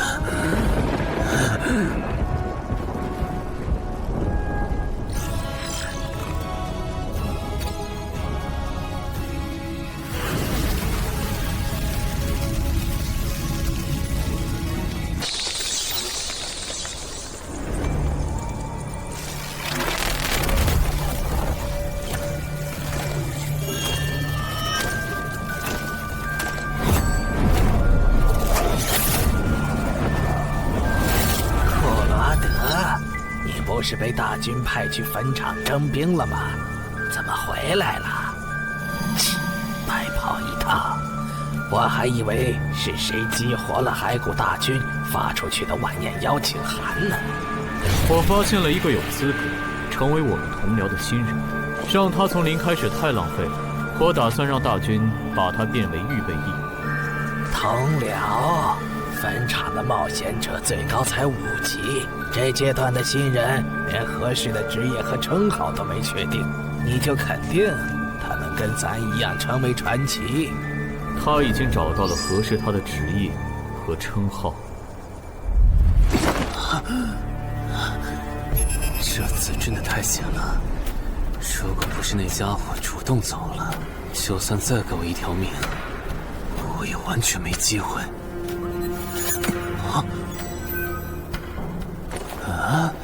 通关任务都显示完成了，为什么没有弹出来脱离选项？不会是必须完成脱离条件以后，我才能离开吧？在那个怪物意识到我没死之前，那得抓紧了。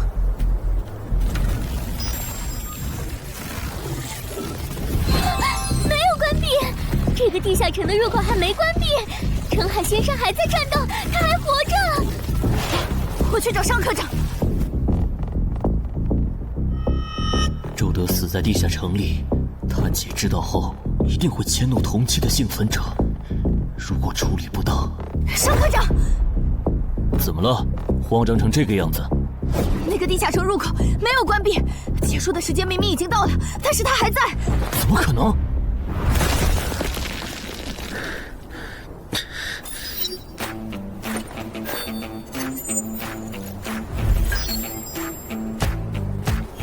合并结算。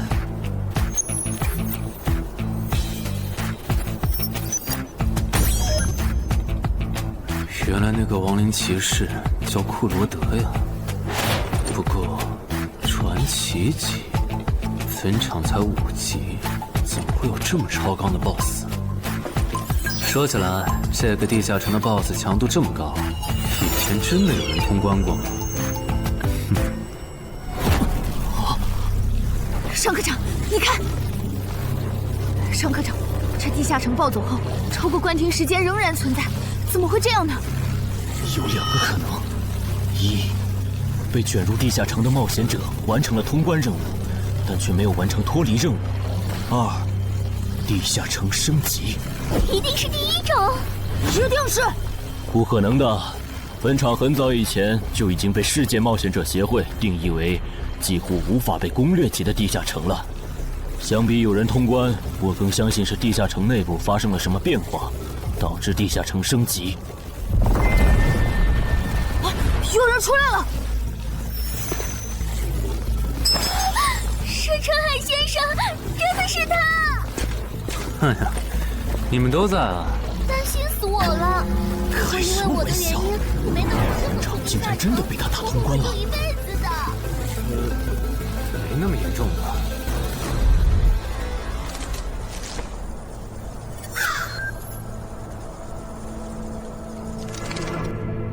吴王，这是你驻守坟场以来第一次主动觐见吧？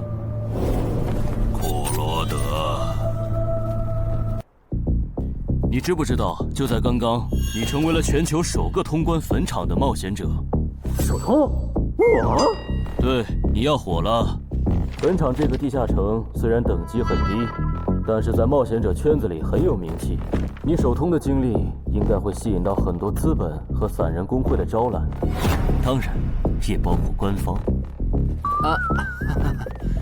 所以现在是招揽环节。是的，你在女妖之森和坟场的表现已经充分证明了你的潜力。像你这样的超级新人，整个冥省1年下来也不会超过10个。作为云霄市地下城负责人的我，当然不可能错过。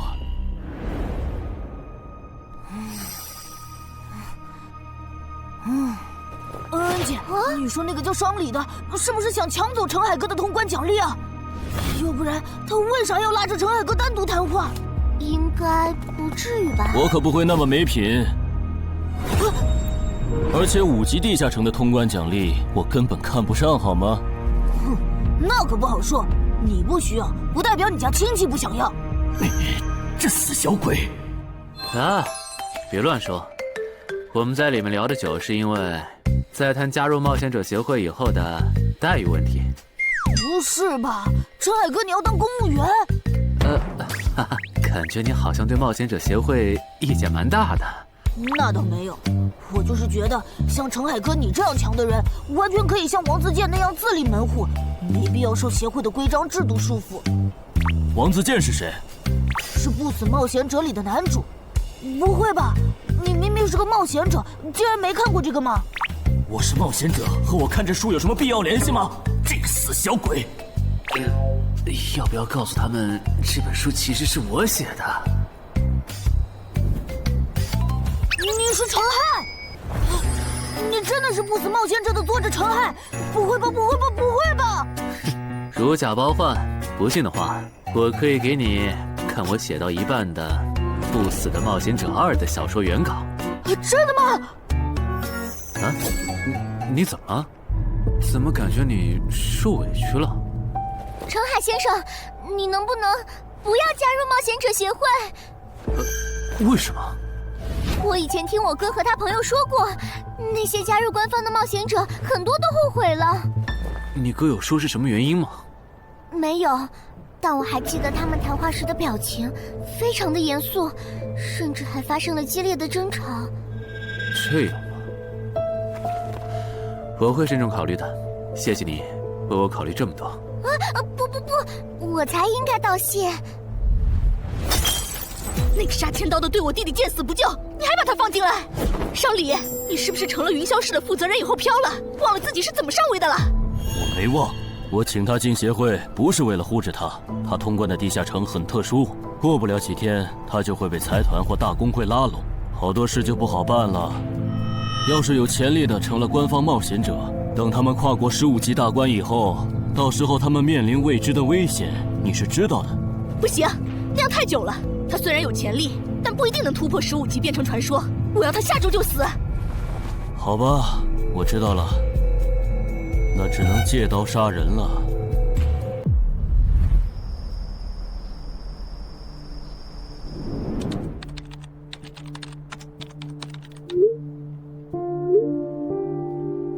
坟场，这个地下城的情报不是早就挖无可挖了吗？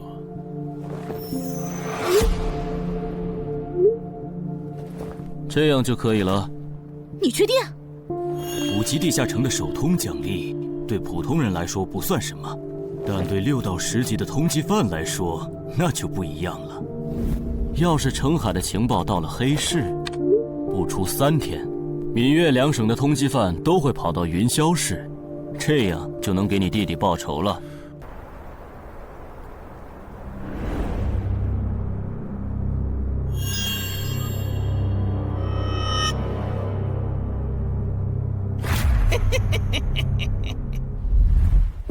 我的个人信息要3天后才能录入官方的冒险者系统吗？是的，我记得程先生你是东山人吧？要不我这边先给你安排一下暂住的酒店，这样你这几天就不用两边跑再折腾了。不用，刚好我要回东山办点事，那我3天后再来云霄。好的好的，那咱们3天后再联系。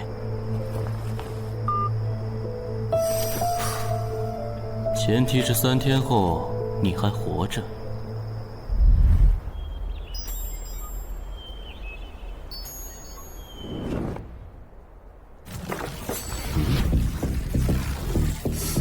几天没见，怎么感觉这个地下城入口变得更大了？啊！准入等级6级，也就是说，这个地下城的等级现在介于6到10级之间了。我现在是5级，按照之前的升级速度，只需要再打1个到2个5级地下城，就能升到6级了。上次翻论坛的时候，我记得东山这边好像有一个5级的地下城正在招募人手，我看看还在不在。好耶，还在。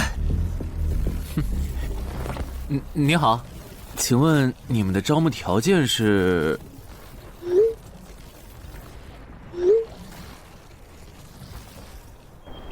黑市金币？你问这个干嘛？我闲着没事翻论坛，发现论坛上的冒险者彼此之间做交易时，使用的货币不是现金。冒险者之间做交易，除了用地下城入口和掉落物，就是用黑市金币当货币。黑市金币有什么特殊之处吗？为什么不能用现金交易？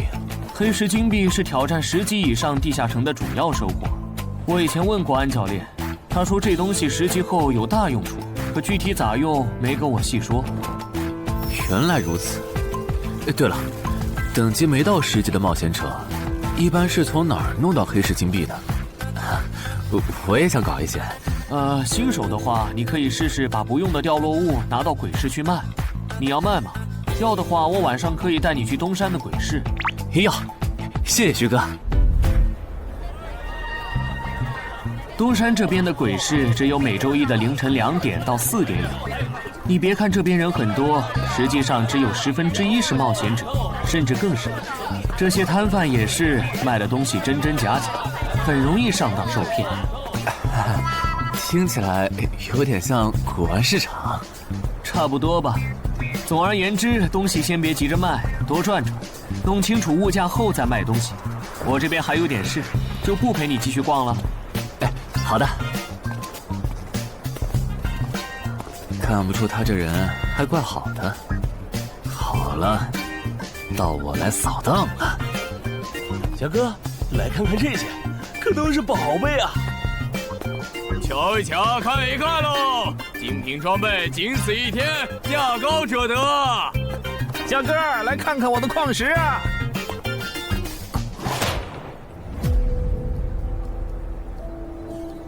看他求过的内容，这个人想要攻略的地下城，该不会是女妖之僧吧？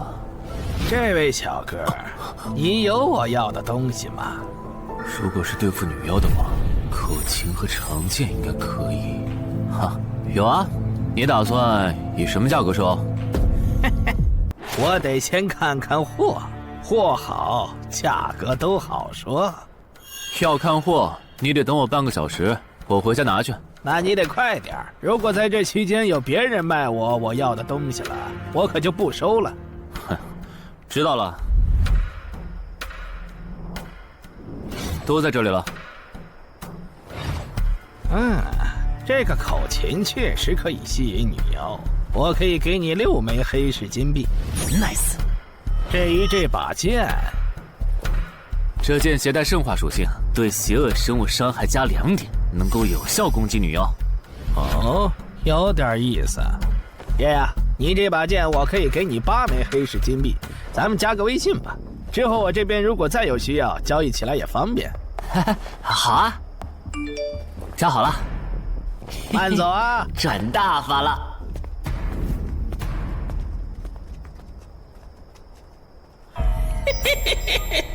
疏于防范了哟，坟场通关新人。唉，都过去1个多小时了，那个叫四海为家的怎么还没来？算了，不等了。各位新老朋友，大家好，我是5级哥布林地穴地下城的入口拥有者搬砖小 C。我左手边这位是协会冒险者林女士。哟，本次攻略已在官方备案，大家可以不用担心秃鹫的问题。这边的3位大叔和我组队过3次，是实力和人品都很过硬的老手。这小子怎么每次都这么磨叽？然后是本次行动的金主，目前还是普通人的王老板。大家好，鄙人姓王，是东山地产的经营者。最后是新朋友，爱写作的东山市民，和今天也很闲鱼呢。他们都是3级以上，可以胜任后援工作。大家好。哎呀，怎么这些人都喜欢在公园集合呀？上次的师傅秃鹫事件后，我都快对公园有心理阴影了。大家都互相认识了，接下来请随我前往哥布林地穴的入口所在地吧。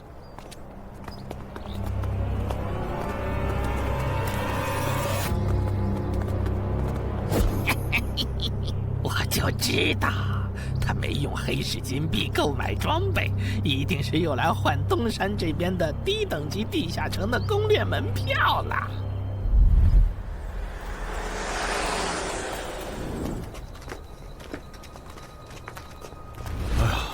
那个，还要走多久啊？啊，快了，入口就在前面。小森，这入口你是怎么发现的？这也太偏了。不是我发现的，是本地的一位驴友发现，然后卖给我的。真的假的？这年头还有发现地下城入口以后自己不攻略，反而拿去换钱的傻子？因为哥布林地穴对新手来说太难了，当时发现这个入口的驴友不止一个，但最后完成脱离任务活下来的就只剩下1个人了。人家已经是冒险者了，这地下城在开放期又攻不下来，还不如卖了，换点能用的东西，剩下的钱分给死去同伴的家属，这选择挺合理的呀，不是吗？合理是合理，但我觉得事情应该没那么简单。喂，你这人真是的，咱们都合作好几次了，你还怀疑我？到了，形状、颜色、大小完全一致。没错，这个就是5级的地下城，风险评估过了，可以进。讨厌，这一下你放心了吧？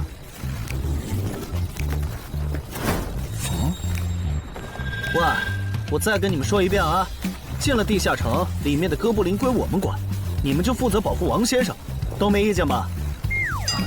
我这200斤肉就交给2位了。脱离任务呢？通关任务大家都一样，但如果我的脱离任务是狩猎哥布林，那我们会优先满足你的脱离任务，然后再考虑通关。这么容易就能拿到通关奖励，那我更没意见了。我也是。你们脱离任务是什么？杀死2只哥布林。哦，我的也是。看来咱们的任务类型都一样，只是数量上有差异。王老板，你放心，脱离任务是按冒险者等级来的，2到3级冒险者得进入地穴，4到5级冒险者要干掉一些哥布林。你是新手，只要找到哥布林地穴就行，很简单的。原来如此，怪不得我和他的任务不一样。哎，大家听我说，考虑到东山市民和咸鱼小姐的工作是保护王老板，所以等下遇到哥布林，优先让给他们完成脱离任务，没问题吧？没问题。那好，咱们出发。只用交手就行了，感觉也不难呐。这个你不要吗？不要，你杀了吧。这就是5级地下城里的怪物吗？感觉也没多强啊。那是因为现在遇到的都是小怪，真正难搞的 BOSS， 得深入地穴以后才能遇到。一般情况下，哥布林地穴的 BOSS 哥布林勇士，得3、5个老手一起上才能干掉。原来如此。那如果这个地穴里有2只甚至更多的哥布林勇士，咱们能对付得了吗？那肯定是对付不了的。不过一个哥布林部落只会诞生1只哥布林勇士，目前全球就1对冒险者遇过双胞胎哥布林勇士，这种小概率事件咱们肯定碰不上。那我就放心了。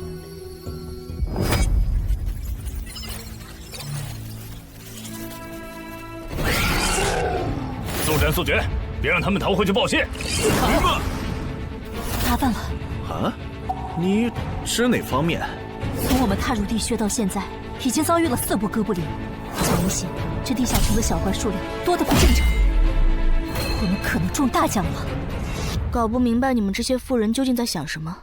你都这么有钱了，为什么还要成为冒险者？说来惭愧，鄙人成为冒险者主要是为了减肥。减肥？等等，减肥和成为冒险者有什么必然联系吗？这联系可大了。我特意托人问过，目前已知的职业里，有一种不需要锻炼，只要打坐消耗多余的体质，就可以不断变强的。你不觉得这种职业很适合我这种有钱，但是又下不了苦功去锻炼的人吗？花这么多钱竟然只是为了减肥，你们有钱人的世界真难懂。你们在聊什么？嘿嘿，能让我也加入吗？哦呦，连锁子甲都准备了吗？程先生真专业。你之前进地下城的时候也穿的这一套？对啊，如果没有这套防具，我早就死在地下城里了。相反，我倒是很不理解，你们为什么不穿防具？搞定，换班了，下一波哥布林你们处理。行，接下来我们负责打头阵。评分机制，你不知道吗？在地下城内借助的外力越小，完成任务后得到的结算评级就越高。原来还有这种设定吗？我说你的脱离任务咋比我简单？原来是靠全副武装过了地下城。我看你到现在也没有几个有用称号，说白了，你就基础属性等级高些，跟新人比也强不到哪儿去。其实难搞，虽然知道野队不靠谱，但是没想到会这么不靠谱。8人组里竟然有2个新手要保护。你们3个等会儿再聊。拦路的哥布林小队已经清理掉了，可以继续前进了。好的。怎么有3个岔路？正常的5级地穴不是最多只有2个吗？看来我之前的担忧没错，咱们遇到了 bug。这是还不能透露给大众的地下城情报。平均每50个低等级地下城就会有一次实际挑战难度比当前等级高，甚至高很多的特殊情况，也就是 bug。bug 主要分3种情况，第一种是小怪数量的提升，第二种是 BOSS 数量的提升，第3种是 BOSS 强度的提升。比如我们现在遇到的，按照他这个说法，就很接近第一种。我之前经历的地下城，好像多多少少都有点问题。请问，出现 bug 的地下城，结算奖励会比平时多吗？这个要看地下城的实际攻略难度提升了多少。听说运气好，能出14、15级冒险者都眼馋的宝贝。所以，我们如果继续深入，可能会遭遇更多的哥布林。是的。听起来有点危险呢。要不这次就算了，咱们回去吧。反正我也成为冒险者了。不能回。这个地穴的哥布林数量虽然变多了，但 BOSS 的强度没变化呀。我们只要把 BOSS 解决了不就行了？只要速战速决，在大多数哥布林发现我们之前，找到并杀死这个地下城的 BOSS， 其实和正常通关没多大区别。BOSS 的强度没变化，只是你的猜测。要是 BOSS 强度大幅提高，无法快速击杀，等他的援兵一来，咱恐怕就得被困死在这地下城了。所以就要放弃啊？这点风险都不肯担，那还不如尽早转职当后勤算了。这是一点风险，情报不足就去挑战等级比自己高的地下城，简直就是找死。那个，要不这样好了，咱们举手表决，想要继续的留下，想退出的就原路返回。这主意行啊，2不耽误。来去自如，这你满意了吧？现在开始举手表决，要留下的举手。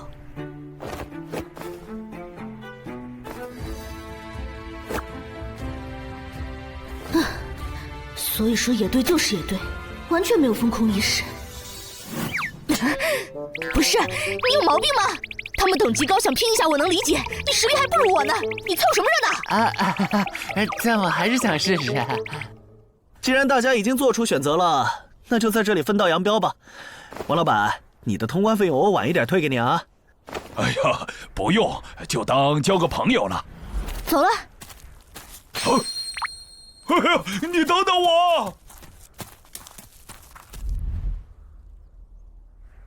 一定要走左边吗？我觉得右边更好啊。那就猜拳，谁赢了听谁的。要是平局怎么算？酷吗？这2人平局就走中间呗。我怎么感觉上贼船了？石头，剪刀。不！长爷，我赢了！哎呀，早知道出剪刀了呀！可恶！等下 BOSS 出来了，你不用上，你就负责清小怪，别让哥布林打扰我施法。没问题。那个，你为什么那么不看好他们呀？这个地下城真的有那么危险吗？你怎么知道我不看好他们的？啊，我毕竟是做生意的嘛，基本的察言观色还是会的，所以，我选择退出主要是因为这个称号，它的效果是为佩戴者指出前方的危险。之前的地穴，我就靠它发现地穴深处有俩能要我命的家伙。我听了官方冒险者给的消息，我认为这个入门级地下城是少见的双 BOSS 地下城。一般单 BOSS 地下城要3到5个同等级冒险者才能打通，那双 BOSS 的话，咱们这点人肯定不行。你信不信？我要是跟他们把话说开了，明天情报商人那儿就会有我和我这称号的情报。为啥要我牺牲自己的利益去拦着他们作死？大家又不熟。再说了，作为临时队友，我在保证自己安全的情况下，都尽力劝他们了，不听那是他们的事。那你为什么肯和我说这些？你不用担心，我不会害你。你又不在冒险者这行混，没必要为点情报费招惹我这种有潜力的人。说出来也没啥。哦，这样啊。怎么了？不能再继续前进了，外面有更致命的危险。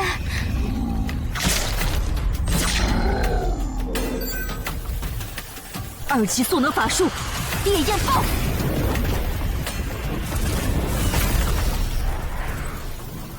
原来林开战前套给我的元素护甲是干这个用的呀！不愧是官方冒险者，虽然同为5级，但他的称号、职业、技能和装备都已经毕业了，而且还是最难凑齐的一套法系职业。干得漂亮！换班，下一波哥布林你们来处理。好的。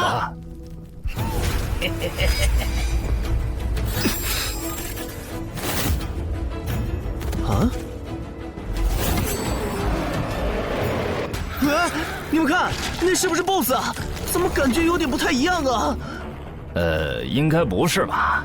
这么矮，和哥布林勇士完全不沾边啊！等等，这是……大家小心，这确实是 BOSS， 只不过不是哥布林勇士，是哥布林萨满。给我冲！大家速战速决，在哥布林勇士出现以前结束战斗，不然我们就危险了。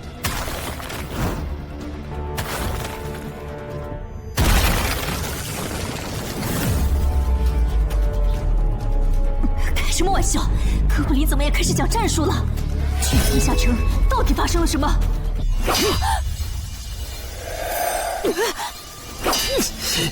快走！我来会会这家伙。林那边好像遇到麻烦了，你们出个人去帮忙。你在开玩笑吗？这么多哥布林，我们哪抽得出人手？快去帮他们呀！这边我一个人能行。可是，走啊！待在这儿，影响我发挥。我会尽快解决掉哥布林萨满，然后来帮你。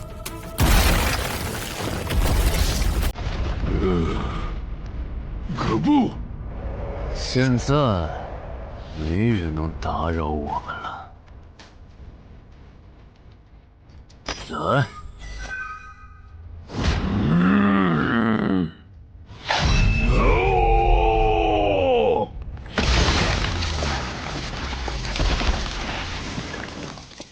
这个 BOSS 力量惊人，但太笨拙了。就算不用一步一杀，我应该也能躲过他的大部分攻击。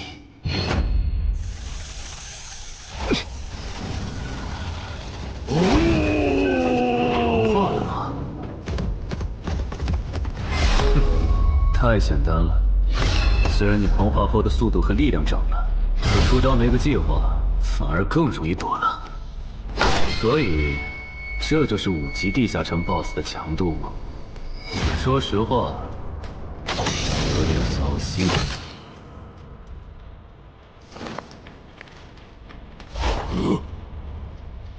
你这种程度，连当我的开胃前菜都不配。可不！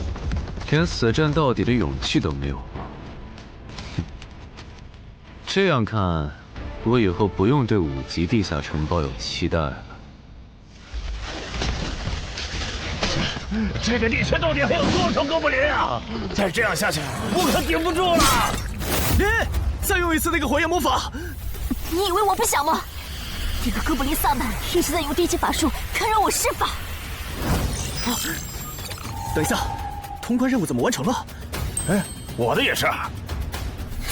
石头山市民解决掉了哥布林勇士，大家再撤一下，他等下应该会来支援我们。我看不见得，他既然已经完成了通关任务，就没有理由再回来冒险。那咱们也撤吧，反正通关任务已经完成了。不行，如果我们不能一鼓作气杀死哥布林萨满，那撤退的路上我们会被他们耗到死的。您说的对，现在还不能撤，大家顶住！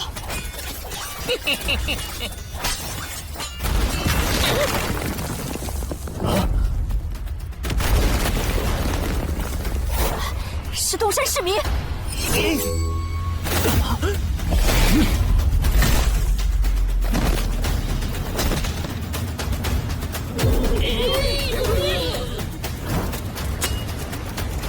你从哪儿找来的大佬啊？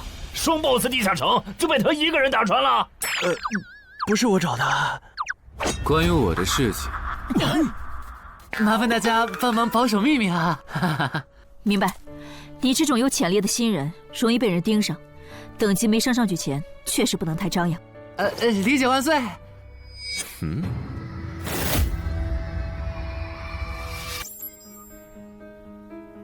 不能出去，外面有更致命的危险。啊，更致命的危险？就是有一个危险程度远比双 BOSS 大的冒险者守在外面，我们出去就会被杀。那怎么办？回去找其他人，说服他们一起抱团冲出去。你们竟然把2个 BOSS 都杀了！这俩可都是他一个人干掉的，我们都没出多少力。怎么是他？我之前明明用称号确认过，他威胁不到我。等等，你怎么知道这个地下城有2个 BOSS 的？难道你刚刚一直躲在我们身后偷看？那倒没有，在你们遇到 BOSS 以前，我们就已经走到出口了。之所以知道这个地下城里有2个 BOSS，是因为我的这个称号，他能帮我找出前面对我有威胁的存在。我就是靠他才知道这地下城有2 BOSS 的。不是吧？你有这么好用的称号，你之前不提醒我们？我是没有直接提醒，但我有劝过你们不要继续深入地穴吧。那你为什么又折返回来？因为出口那边有一个比双 BOSS 更强、敌意更浓的高等级冒险者在堵门。外面有高等级冒险者在堵门，你确定？确定。先是地下城难度超标，再是高等级冒险者堵门，可疑的地方太多了。说，是不是你搞的鬼？不是我，不信咱们签单向契约确认。等等，堵门的高等级冒险者，不会是那个爽约没来的四海为家吧？那个，我想问一下，你的称号可以预知危险，那如果我对你流露出杀意，你能判断我和堵门的人谁更强吗？能。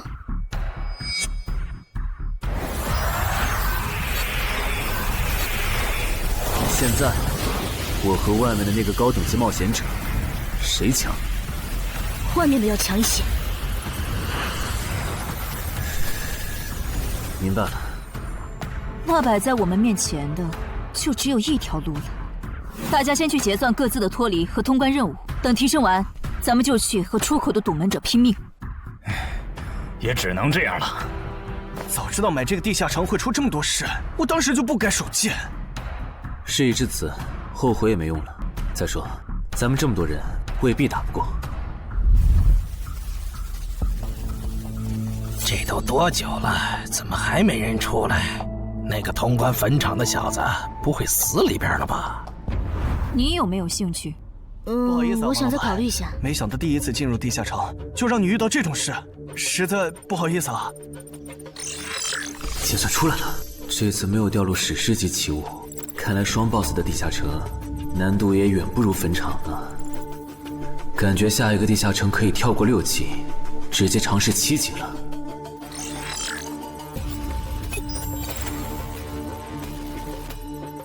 不算置死地而后生的话，能在一会的战斗中派上用场的，应该就只有扮猪吃老虎、奇迹生还者与传奇过招、自适应、暗行艺术和守护者。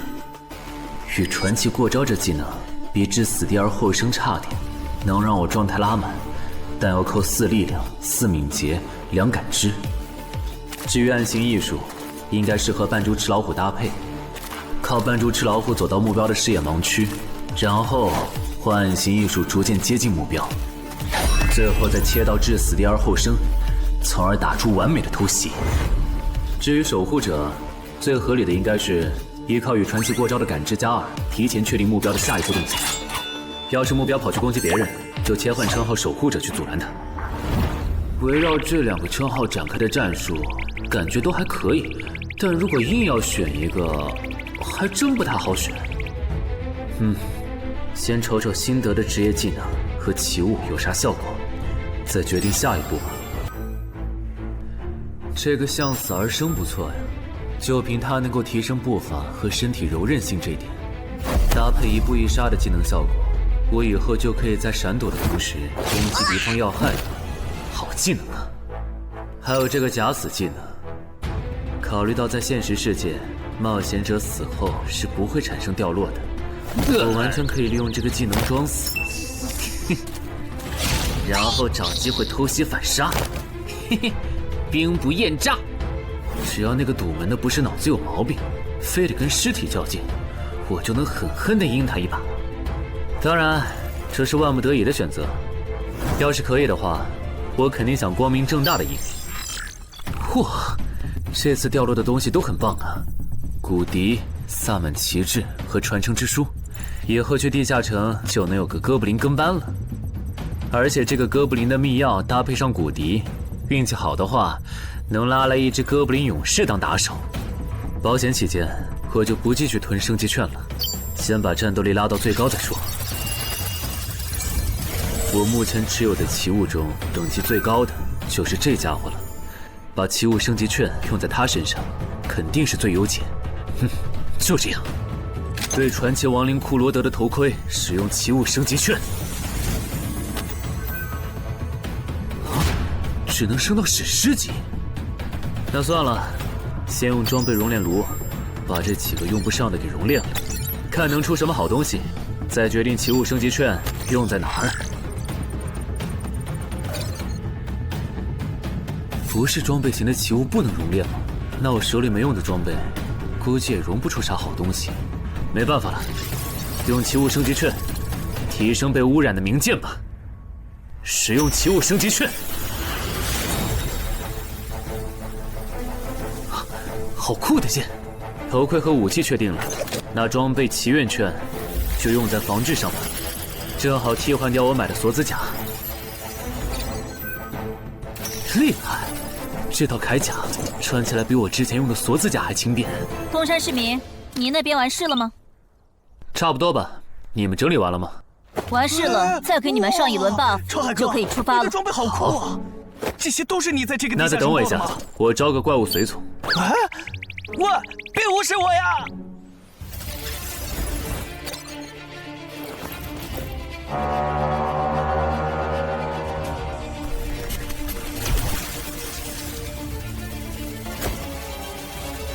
哥布林，你招个这样的怪物随从，没什么意义吧？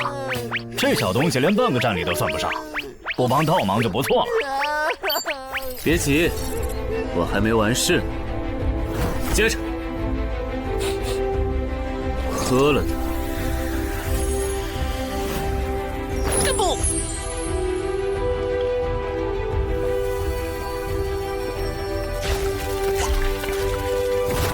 妈呀！你这是给他喝啥了？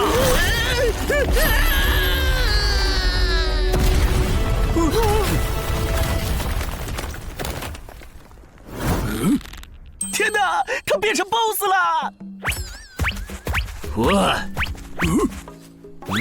那边有适合你的衣服和兵器，自己拿吧。你的随从不会失控吧？毕竟是 BOSS 级别的哥布林。不知道，不过你可以让他用称号看看这只哥布林对我们有没有敌意。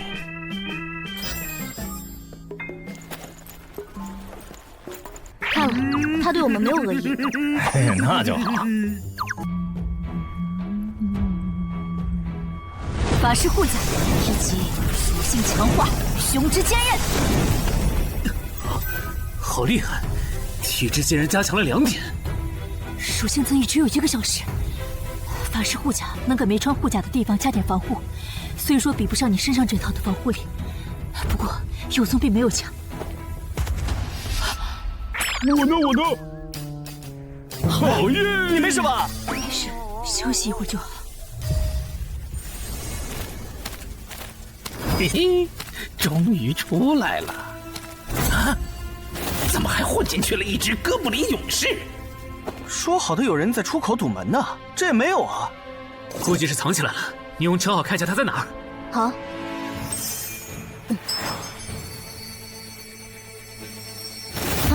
找到了，他躲在1点钟方向最粗的那棵树后面。大家小心，他在入口前面放了很多捕兽夹，注意别踩到了。捕兽夹？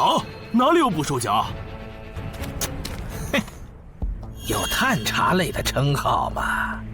真是够讨厌的。原来是他，这么一来就全明白了。女妖之森刚通关，他不去那儿的黑市买通关物资，却来东山碰运气，肯定有猫腻。知道我在东山的没几个人，团队领袖跟我签了保密协议，肯定不是他。那个戴眼镜的护士也不太可能，所以是商里。还是徐茂？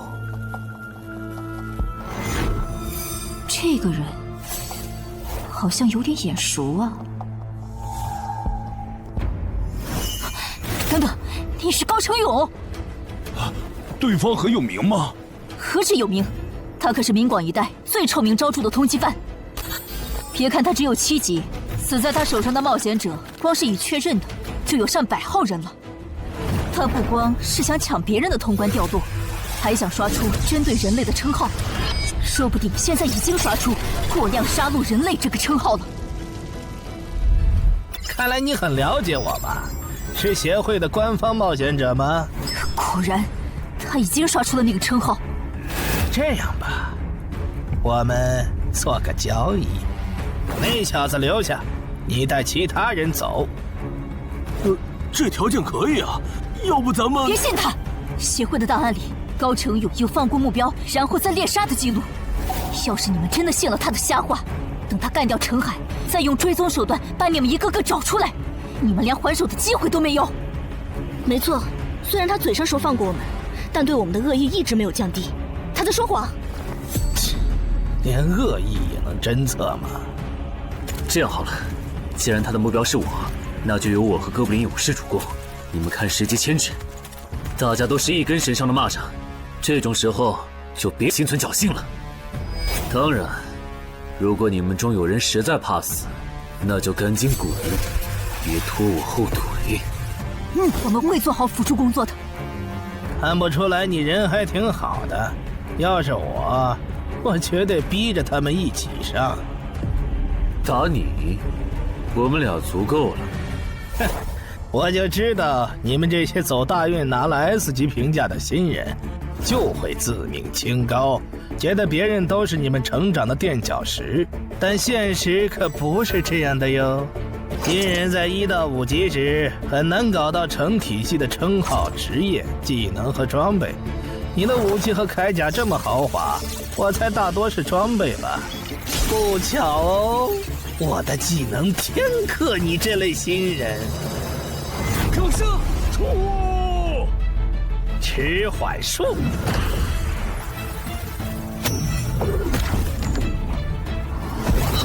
速度变慢了。这你慌，迟缓术可不只是速度变慢而已。遇到使用长镰这种冷门兵器的我，谁上了迟缓术的我，也根本接不住你的招。你是这么想的吧？很遗憾。如果你就只有这点东西的话，那很不幸的告诉你，今天你踢到铁板了。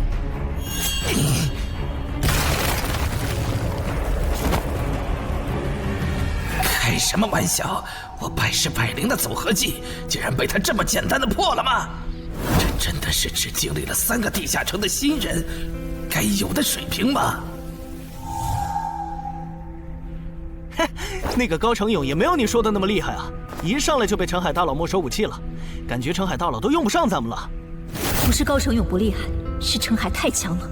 现在的他，恐怕和明省分部重点培养的那位超新星是一个水平。如果我说我认栽，那把长镰我也不要了，能放我一马吧？换位思考的话，你会吗？说的也是。消失了，那件披风的效果是隐身。唉，一想到超新星要死在我手里，我就感到惭愧呀。如果你没遇到我这样的新人杀手，大概会成为传说级冒险者吧。可惜，今天你就要死在这儿了，是你选择的死战。澄海，小心，那人没走，就在你周围。你这娘们儿！你在看哪儿呢？你不可能！你怎么知道我在这里的？因为我感知20，你的一举一动在我这儿都是明白。蛮感知吗？这个人你来杀。好嘞！老天，真是不公平！我想问一下，3人冒险者如果要加入协会，录入个人信息大概要多久？工作日的话，半天。这么看来，就是云霄市协会泄露消息的。我申请加入东山的官方冒险者协会，不过我前天口头上答应要加入云霄市的，他们还没录入我的个人信息。现在换到东山，程序上合规吗？当然，我代表东山市冒险者协会欢迎你的加入。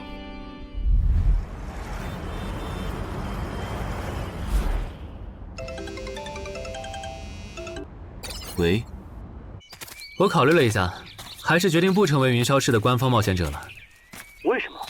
你的个人信息明天就能录入进系统了，怎么又变卦了？因为我刚刚除掉了一个 A 级通缉犯，叫高成勇。东山的冒险者协会知道后，邀请我成为本地的官方冒险者。这样嘛，也挺好，成为家乡的官方冒险者，做事会更方便一些。对，我也是这样想的。那我挂了。以后常联系。废物，都是废物！你那边说完了？说完了。哎，你怎么还没走？因为林姐也邀请我加入东山的冒险者协会了，等下要和你一起录入个人信息。这样啊？说实在的，你也被协会邀请加入，我都有点怀疑官方冒险者头衔的含金量了。我不就是在地下城的时候嘴了你几句吗？至于这么阴阳怪气吗？小心眼！请关闭称号和制约技能，用你自己的力量对着他出拳。好。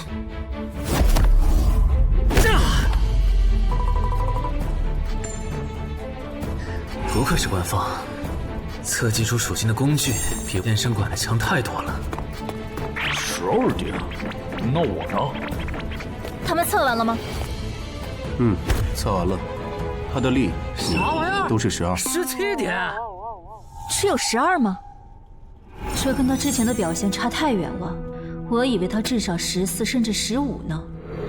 只有12点却能杀掉9级的高成勇，主流的职业称号肯定够大。等我激活了职业和称号，再测一次，肯定压过你。澄海先生，你的个人信息已经录入了，这是你的证件。这么快？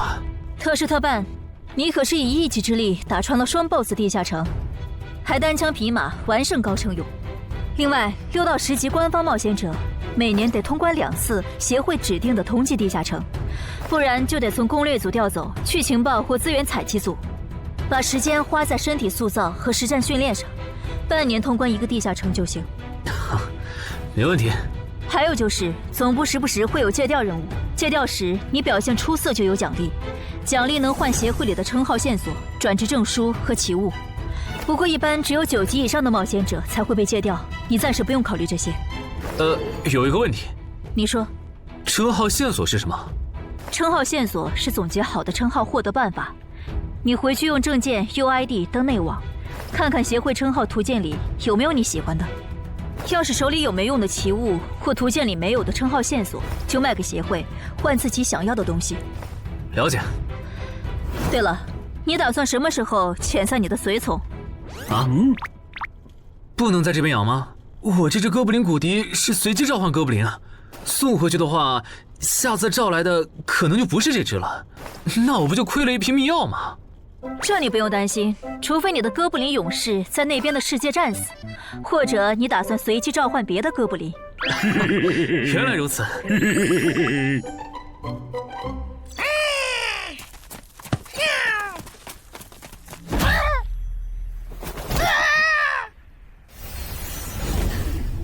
跟我来吧，我带你们去认识一下同事们。好。大佬好，我叫梁家坤，是东山这边的冒险者候补，目前的利米分别是。哎，你别每次见到厉害点的冒险者都跟报菜名似的，把自己的利米数值甩出来啊，这样很得罪人的。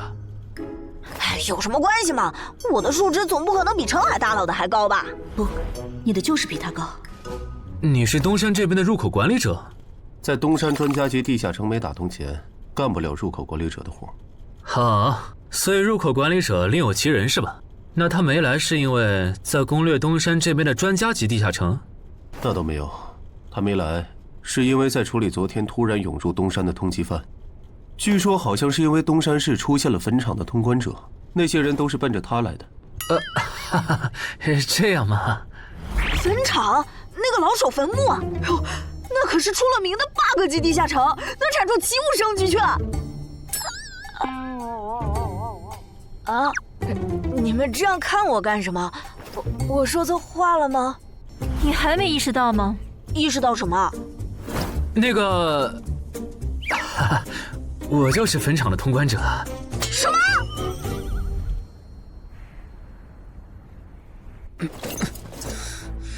虽然已经说好这段时间把精力用在属性提升和恶补地下城知识上，但家里这个入口，我还是想有始有终，一个人单刷的。我全力以赴的时候，大概相当于10级，完成脱离任务应该也没什么难度吧？感觉也没怎么变。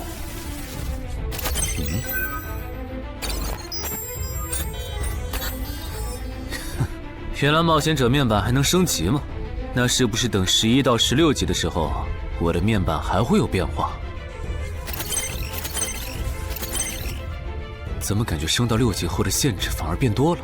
等升到11级，不会还来一些新的限制吧？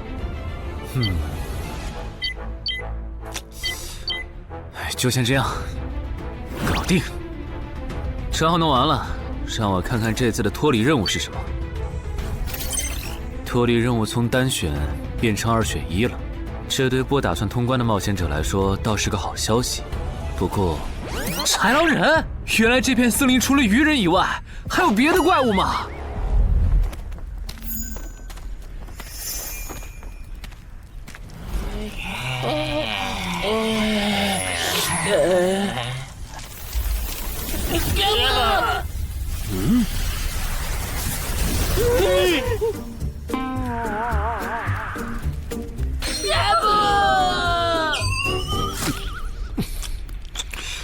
所以在你看来，那些豺狼人阴险狡诈，并且还特别喜欢欺负弱小，是吗？没错没错，就是这样。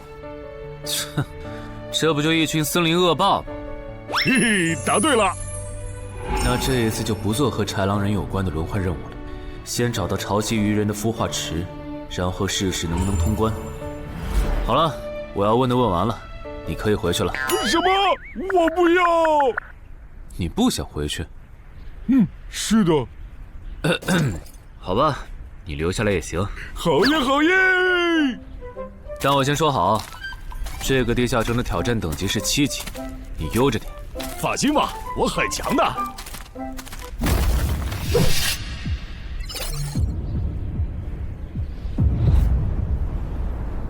结果你还真组了个野队，让人家带你通关。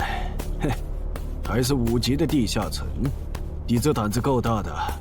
嘿嘿，其实还好啦，虽然中间出了一些意外，但也因祸得福，认识了2位很有潜力的冒险者。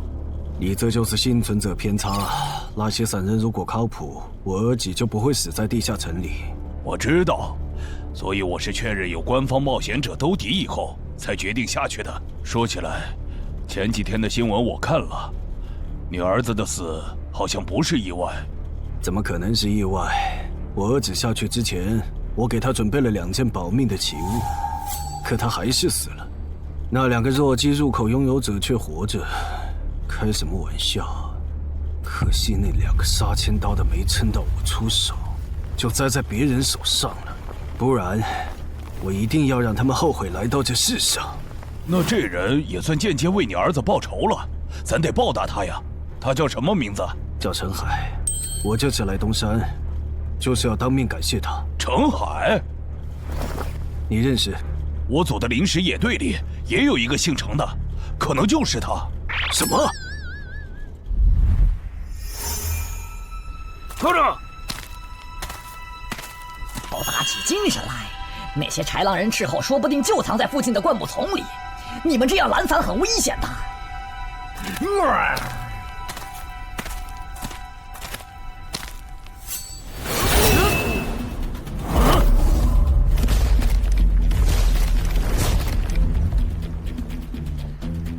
话说，你会说他们的语言吗？当然，需要我帮忙翻译吗？刑部，我有一个能在这种场合上派上用场的奇物，如果它不好用，我再找你。你们的孵化池在哪？告诉我，我可以留你们一。你以为我会出卖我的族群吗？绿皮傻大个的小跟班儿！你以为我会出卖我的族群吗？绿皮傻大个的小跟班儿！有种你们就杀了我！队长死了，别得意，李军大人会为我们报仇的，咕噜。在湖底有一个水下洞穴，穿过洞穴会抵达一个天然的地下洞窟，我们的孵化池就在那里。你叛徒，咕噜！这只留他一命，挂树上，之后咱们去找湖。你跑那么远干什么？人类果然都不是好东西。那个冒险者很强。不好，是白战的霍格。去通知游击队，把湖里的鱼人引出来，给这个冒险者创造破坏孵化池的机会。好的，霍格老大。至于你，哇，这湖比之前用无人机航拍的时候感觉还大。得先找到水下洞穴，然后游好久才能到孵化池。就这要求，能把99%的冒险者都给淘汰掉。不过好在我有海之炎能水下呼吸，虽然不会游泳，但头盔里有库罗德水下战斗的经验。老大，我不会游泳，我可不可以先回去啊？你不会游泳？行吧，那我先送你回去。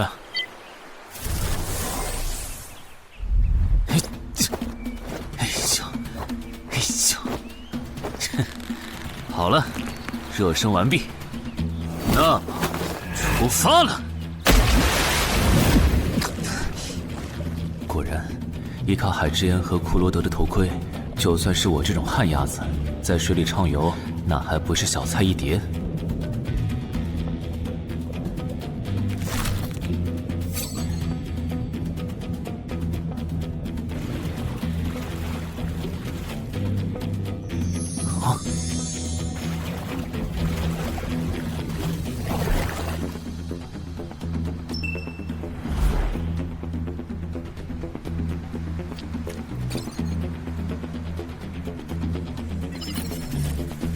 常驻脱离任务完成了，看来这里就是鱼人的孵化池了。但是，怎么没看到守卫？算了，不管出于什么原因，现在是通关的最好机会，这一点不会错。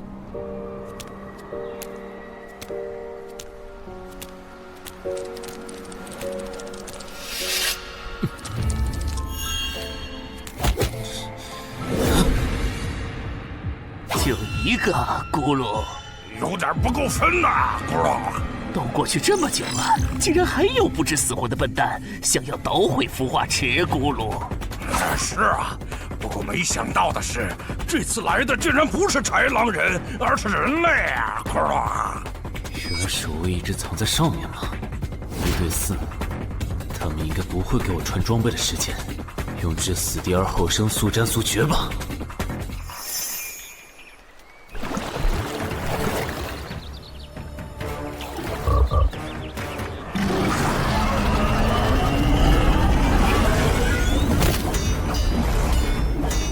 人类闯入孵化池！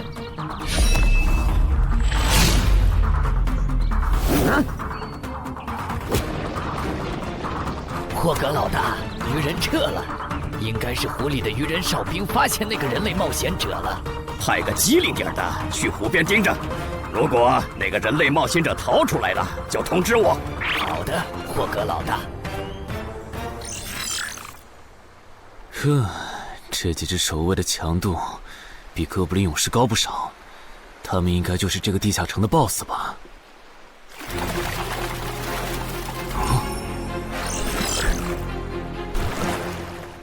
6到10级这个阶段的地下城 BOSS， 通常可以划分为团队增益型和个体高战型2类。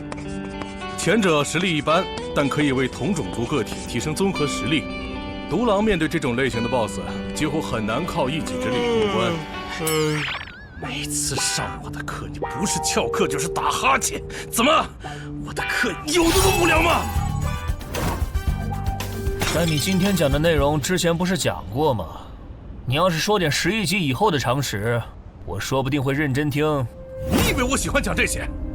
还不是因为你们这些莽夫 ！CJ 的超新星不自大，不单人去调高等级地下城，就不会被 BOSS 弄死。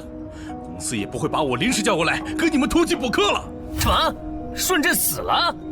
是啊，你这几天没上论坛吗？大家都吵翻天了，说他的死浪费了 CJ 对他的投资。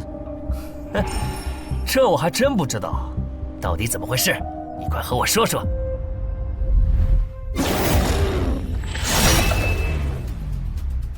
小心，这个人类是极其罕见的高感知个体，偷袭对他没用，大家一起上，咱们耗死他！那个鱼人 BOSS 什么情况？都被我杀了这么多精英鱼人了，他怎么还在旁边观望？难道这些实力比哥布林勇士还强的鱼人，在他眼里都是小喽啰吗？这个人类的实力和霍格好像差不多，好在他是一个人来的，可以用数量耗死他。这样的杀戮速度，等精英怪把他体力耗得差不多了，剩下的精英种恐怕也没多少了。到那时，霍格如果察觉到我方兵力空虚的话，恐怕……算了，还是冒一点险吧。终于感到心疼，要亲自出马了吗？奇迹生还者，等这个很久了。领军大人小心，这个人类冒险者和霍格一样强。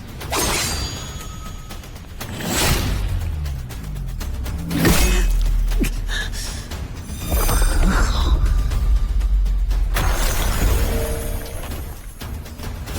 领军大人，别管我，他伤得更重，还不擅长水下作战。就算没我帮忙，你们也能轻松杀掉他。把脑袋给我带回来。是，领军大人。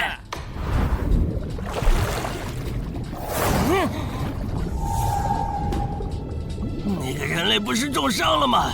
他咋能这么快逃到这儿，还迅速干掉鱼人哨兵的？他是被人潜到身后，然后一招毙命的。那个人类很擅长水下作战，所以领军大人的判断可能是错的。什么？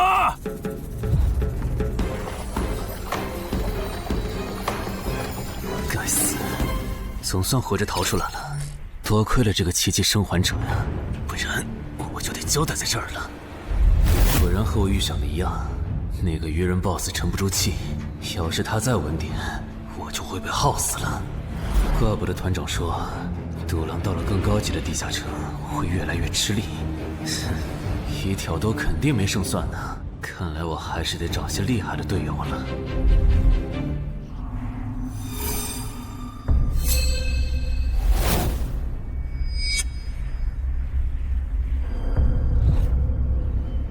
那个人类冒险者活着回来了，他现在是什么状态？我不敢靠得太近，怕被发现，但可以确定他伤得很重。嘿嘿，重伤的冒险者嘛。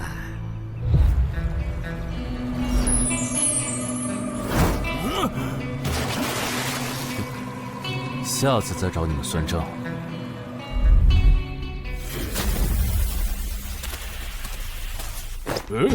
已经结束了。失败了，孵化池里的鱼人太多了，我一个人杀不完。我刚才翻了下你们的传承之书，如果你的战斗累积到一定场次，会升阶为更高等级的百战哥布林。以后你就用这把剑斩杀和你实力差不多的地下城怪物。等你成为了百战哥布林，这剑对你没啥用的时候再还给我。那您用什么？哼，我用这个。对了，你以后得练一下游泳了，后面我还要再打一次这个地下城，到时你得出力。好吧。这一定是豺狼人干的。激活技能，与死亡共舞。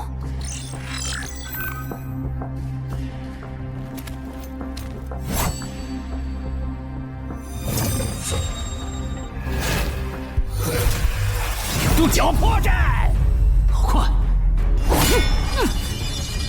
切！豺狼人，还好，为了以防万一，把感知拉到20，不然刚才这只豺狼人就得手了。切！这个人类不是受重伤了吗？可他刚才的动作根本就不是重伤之人能做出来的。他不会是在钓鱼吧？他跑了。不一定是逃跑，也可能是在示弱，引诱我们过去。那咱们还追吗？如果追过去的话，感觉很可能会进了他们的包围圈。算了，不追了。等找到足够强的队友，做了充分的准备以后，咱们再回来和他算账。好的。哎呀，没想到6到10级的地下城的难度会比5级的高那么多。下次得提前掌握好情报再去通关，不然风险确实太大了。是任务结算的。哼，说起来，这一次我虽然没有通关，但宰了那么多鱼人，怎么说也该有个 A 吧。水产过敏怎么了？不对，你怎么知道我水产过敏的？还有啊，我是人，你给我一袋动物口粮是什么意思啊？就算他吃不完，这会难吃。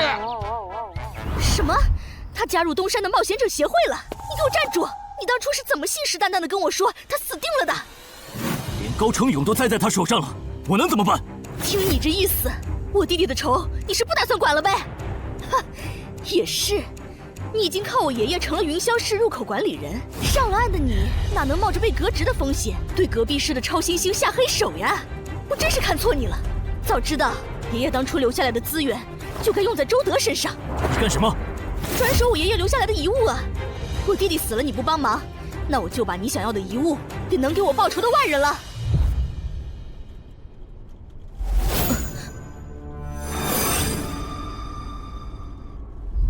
361、362、363。安然，黑市上出现了个你可能会感兴趣的悬赏。说内容。有人用传说级冒险者的遗物作为奖品，悬赏东山市某位超新星的命。徐茂又惹到谁了？不是徐茂，但这个人咱们都认识。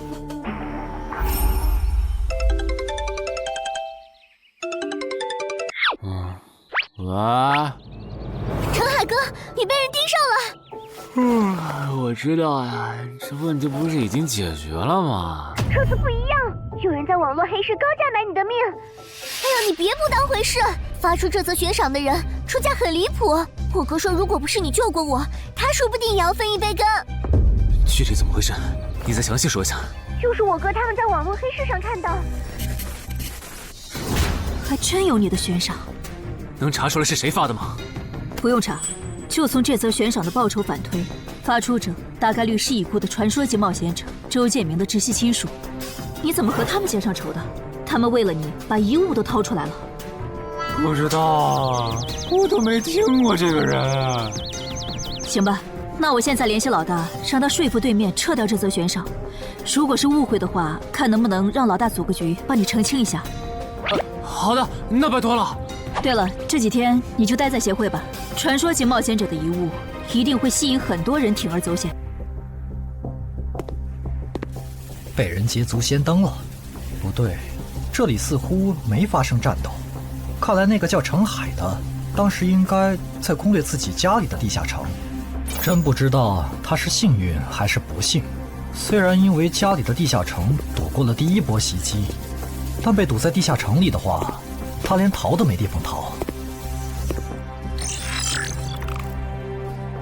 除了我和目标以外，这个地下城还有4个人，不知道是敌是友。你卑鄙！哪有你们人类有病？我不就派了个斥候守在出口吗？至于让你们杀过来吗？搞得我现在受伤不说，手底下的兵也被消耗的差不多了。如果昨天那个冒险者又回来了，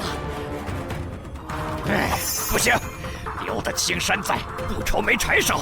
这点不能待了，得赶紧走。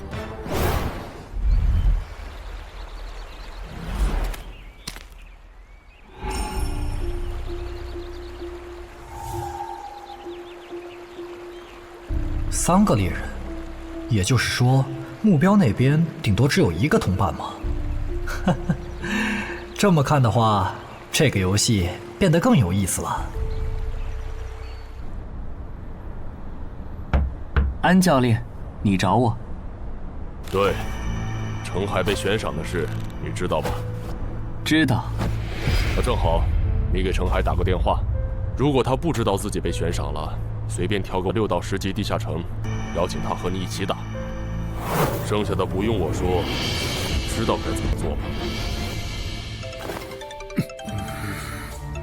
徐茂打过来的，肯定因为悬赏的事，不知道他是来提醒我的，还是来试探我的。哎呀，算了，还是不接了。反正家里地下城入口这次肯定是暴露了，要是之后问起来，我就说在攻略家里的地下城。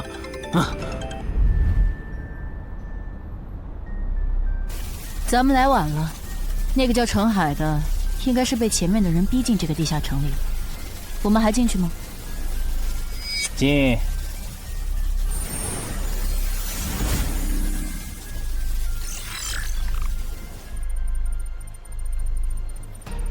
又进来2个人。等等，这个轮换脱离任务怎么变得无法完成了？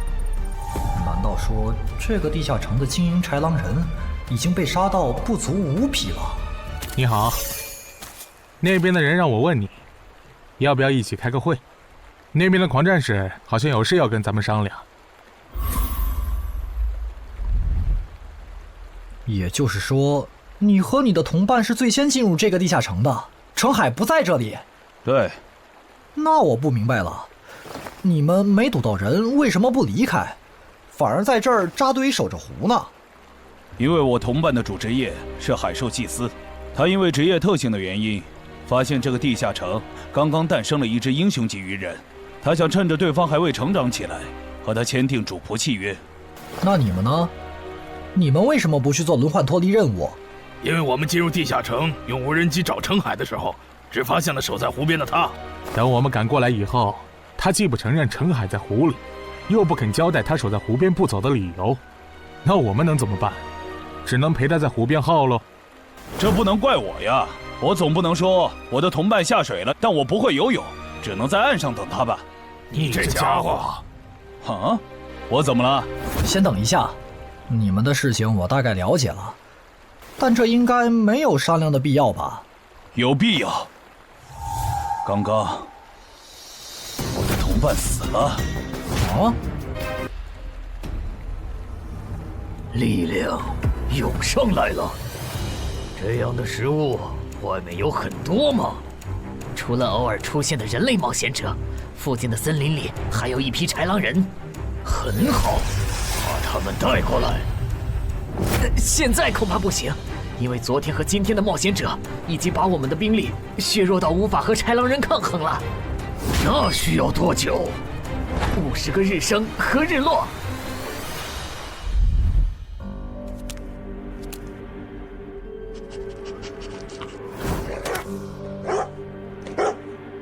没想到，独狼沈木竟然死在了这个地下城。他不是一直这样忙吗？遇到克制自身的地下城，就会因为没有人帮他兜底而陨落。是这个道理，但这白痴为了断其他人的后路，单独猎杀豺狼人，结果把自己给玩死，是我没想到的。那我们之后怎么办？鱼人的孵化池大概率在水中，我们的职业和奇物都不适合在水下作战。完不成脱离任务的话，我们会被困在这个地下城的。这个地下城的最大挑战者数是15，除了我们和这个白痴以外，还有12个名额。只有其中有擅长水下作战或者能帮助我们完成脱离任务的，我们就能脱离。所以，回出口。我都说多少遍了，我的同伴是海兽祭司啊！这个职业的水下作战能力很强，以他的实力，不可能连逃回来都做不到。这个地下城绝对不正常。关键是现在要离开这个地下城，只能靠常驻脱离任务，这下麻烦了呀！回出口吧，排除掉那个搞崩了轮换任务的王八蛋，这个地下城还能再进7个人，说不定其他人里面就有能帮助我们完成脱离任务的。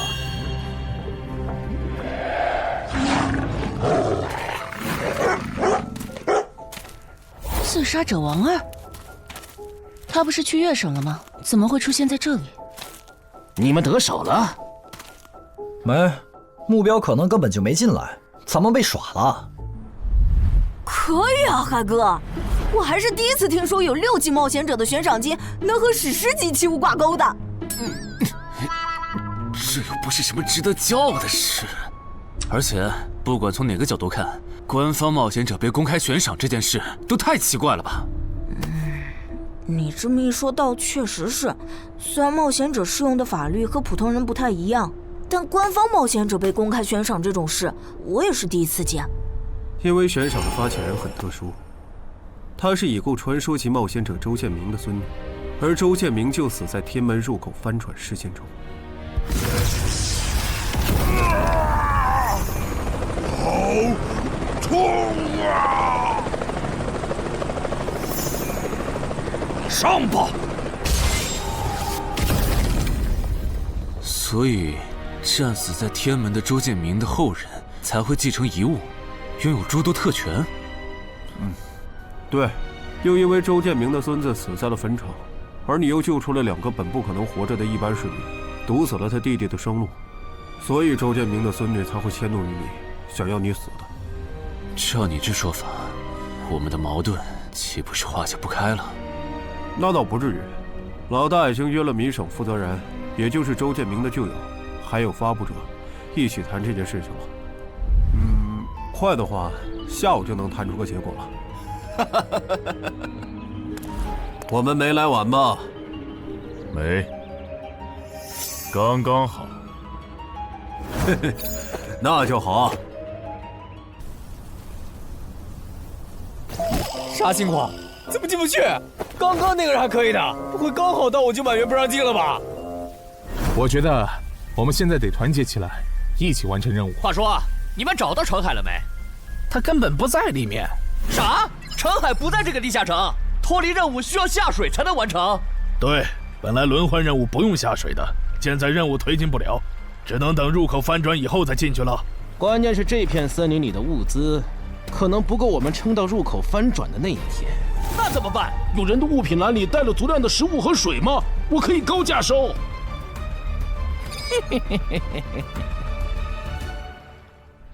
本来也没抱多少希望，不过没想到连刺杀者王二那样的高手都被困在这个地下城里。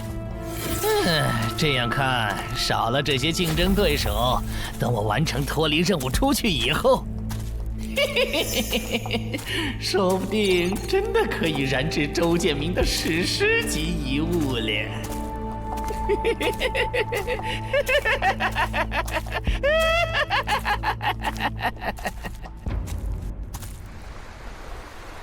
什么？有远方的鱼人部落派使者来拜访我们？是的，对方自称是寇涛鱼人的大祭司。大祭司？吞噬者大人，要和他见一面吗？见，不过以防万一，把放出去的鱼人都叫回来吧。寇涛鱼人嘛，我还真挺想知道他是怎么找到我这里的。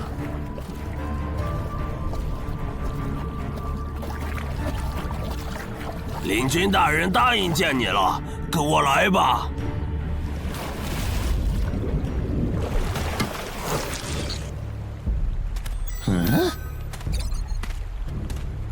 这就完成脱离任务了，真是得来全不费工夫。你在看什么？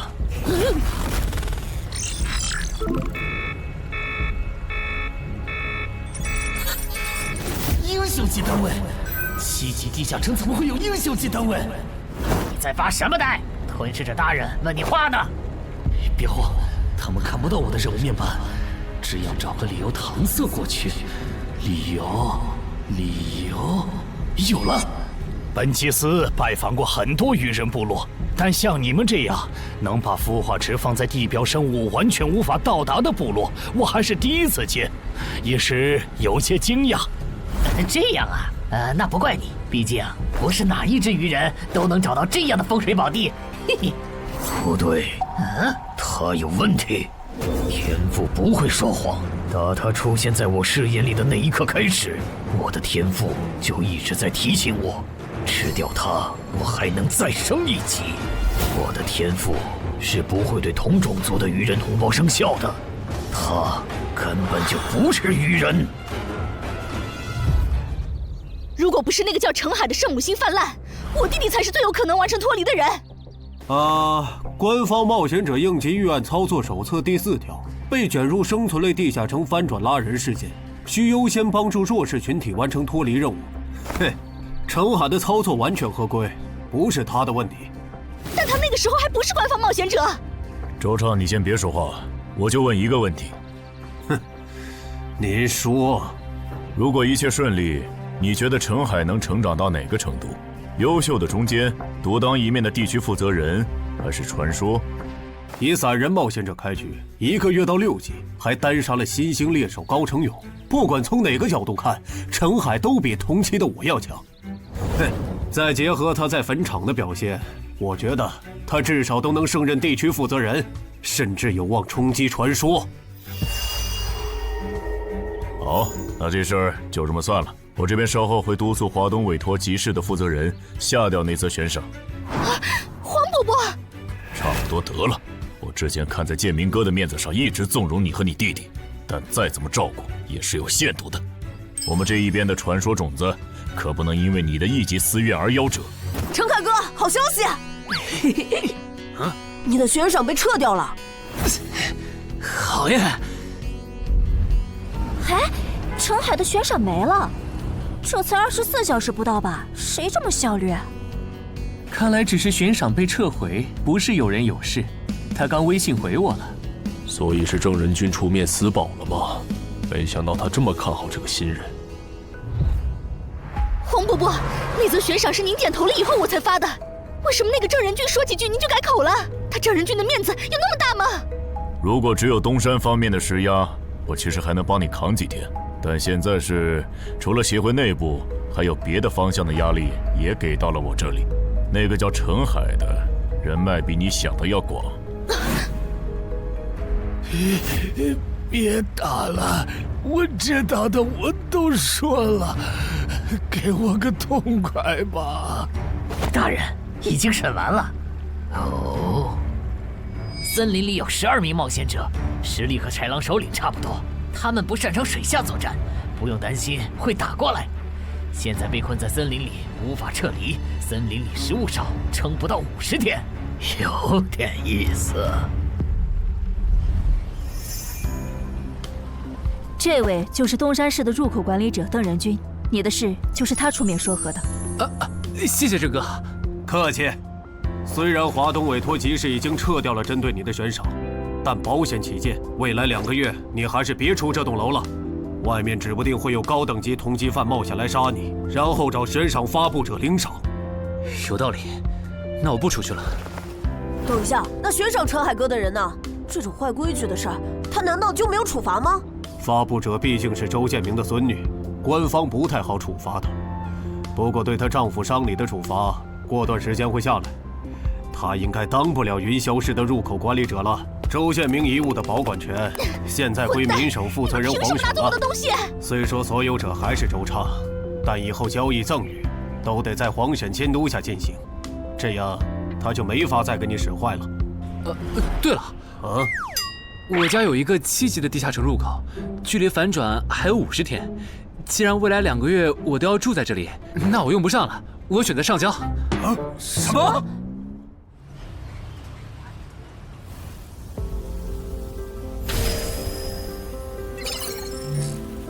确实是6级到10级地下城，而且挑战人数已达上限，现在进不去了。哼，有意思。让后勤部过来安装几个微型摄像头，之后如果有人从这个地下城脱离，你就通知我。那程海呢？按规章制度来。你隐瞒了地下城入口，违反官方冒险者的规定。不过念在你中途才进协会，又没培训过，就从轻发落。等你到9级时，多接一次协会例行任务就行。对于这个处罚标准，你能接受吗？能。还有就是，从明天开始，你要和常金川、梁家宽一起上地下城相关的常识课，早上8点，别迟到了。好。什么？他们还对你做了内部处罚？真过分！明明没有造成影响，而且陈海哥，你跟他们报备的时间也不算晚啊，为什么要处罚你？因为相关条例就是这样，而且他们的处罚程度也很轻，所以也还好吧。相比起来，我更担心那些进地下城的赏金猎人。我家地下城有点邪门，他们要是掉以轻心，很可能被坑死在里面。陈海哥，你人太好了，明明是他们要害你，你却还在为他们考虑。你搞错了，我只是怕他们被困在地下城，到时候导致入口翻转，连累到我。说起来，你刚才说除了东山冒险者协会和你哥哥所在的散人联合以外，还有其他人也在帮我施压。我哥哥说明省的富豪曹火旺对悬赏你的事特不满，他认为传说级冒险者后代比老弱妇孺更受保护的话，以后冒险者肯定会变成特权阶层。听说这事还惊动了华东地区的负责人，所以关于你的悬赏才会这么快被撤下来。好，那替我跟你哥哥道声歉，等风头过了，我做东，咱们一起吃个饭吧。曹火旺吗？一起吃饭。啊，小妹真是的，为了个不知道从哪儿冒出来的野小子，竟然让大哥你用掉了这些年积攒下来的人情。人家毕竟救了咱们妹妹，我这个做大哥的不能就这么看着。怎么又有电话？喂，我是曹火旺。你可能不认得我。没，我听朋友说了，是您出面施压，我的悬赏才会这么快被撤销的。你已经知道了，那我就开门见山了。您说，我儿子死在了女妖之身，我调查到那个所有者后来被你杀死了，这样看你算是帮我儿子报了仇，所以咱们现在谁也不欠谁的，账清了。我今天给你电话是有别的事，我想以一介商人的身份和你谈一笔生意。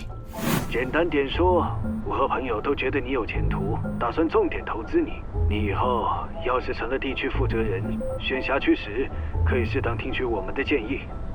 如果你觉得可以谈，咱们线下细聊。我是基础属性与称号常识课的客座讲师朱伟，很高兴认识大家。开始前，我想问大家一个问题：你们觉得对于新人冒险者来说，力、敏、体、智、感、魅这6种属性哪个最重要？这还用问？肯定是力量。毕竟脱离和通关任务大多需要击杀指定怪物才能完成。现在都知道，进地下城得备好防具和开刃武器，有兵器帮忙，哪怕身体弱得像软脚虾，也能击杀低等级怪物。对新人来说，力量够就成，多了那也是白搭。反倒是敏捷更能提高冒险者的生存率。这位学员说对了，在协会统计的数据中，刨除掉称号、职业和装备，对低等级冒险者的存活率和内战胜率影响最大的属性就是敏捷。敏捷影响冒险者在地下城内的存活率，这点好理解。但冒险者之间的内战，为什么也是敏捷占主导？很简单，低等级冒险者的称号、职业和装备都不成套，没法弄出有效的攻防体系，所以他们内战时谁先动手谁赢面大。这时候敏捷就很关键了。原来如此，怪不得我遇到的秃鹫和通缉犯不是速度很快，就是打法非常克制、速度快的冒险者。原来点在这里。极限加敏捷的冒险者到6到10级就不好使了。一是这阶段冒险者能靠地下城掉落完美攻防，二是地下城等级一高，怪物种类和数量猛涨，光靠敏捷自己单干没法应对任务和怪物都变强的新情况。那6到10级这个阶段，哪种属性收益最大？6级之后，除了必定作为攻略组核心的超新星以外，其他冒险者都得按团队需求调整自己。这时候别管啥属性收益高，得看团队要你咋发展。原来如此。但不同属性之间多少会有一个模糊的价值差吧？比如同样是1点属性，加在感知和加在力量上，谁更划算？这个确实有。目前公认的排序是：魅力大于感知，大于智力，大于体质，大于敏捷，大于力量。魅力最高，为什么？我也不知道。不过这个排序是传说们公认的。作为金字塔最顶层的冒险者，他们的判断必定有其缘由。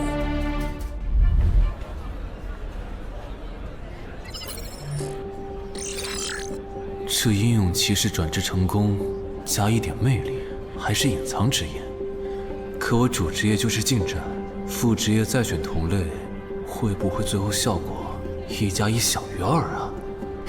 想什么呢？没什么。不想说就算了。对了，林姐让我问你，下午的冰击课你来吗？啊？这次好像有越省来的武术大师指导我们。停！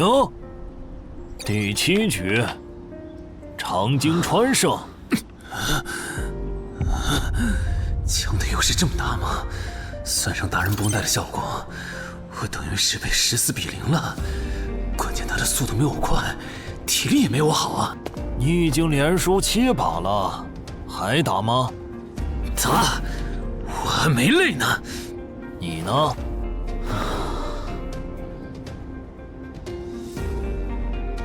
打。好，休息3分钟，然后继续。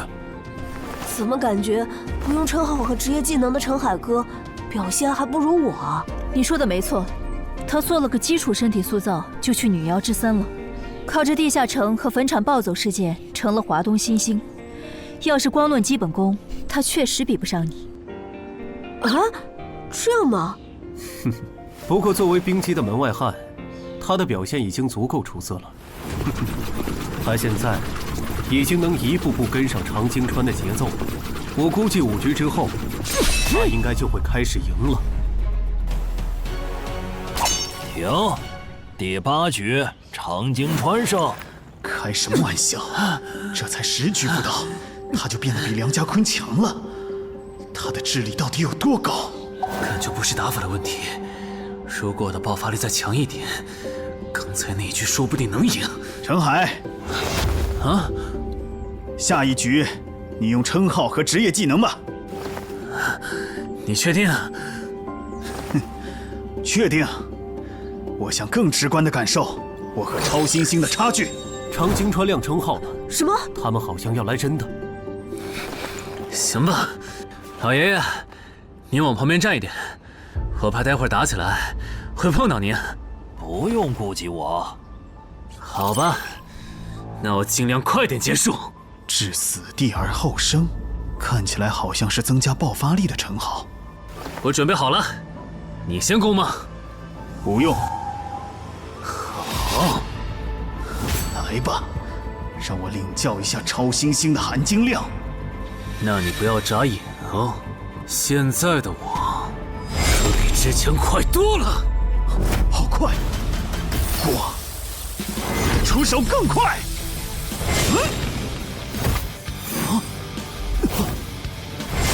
不可能！好快！你输了，今天就到这里吧。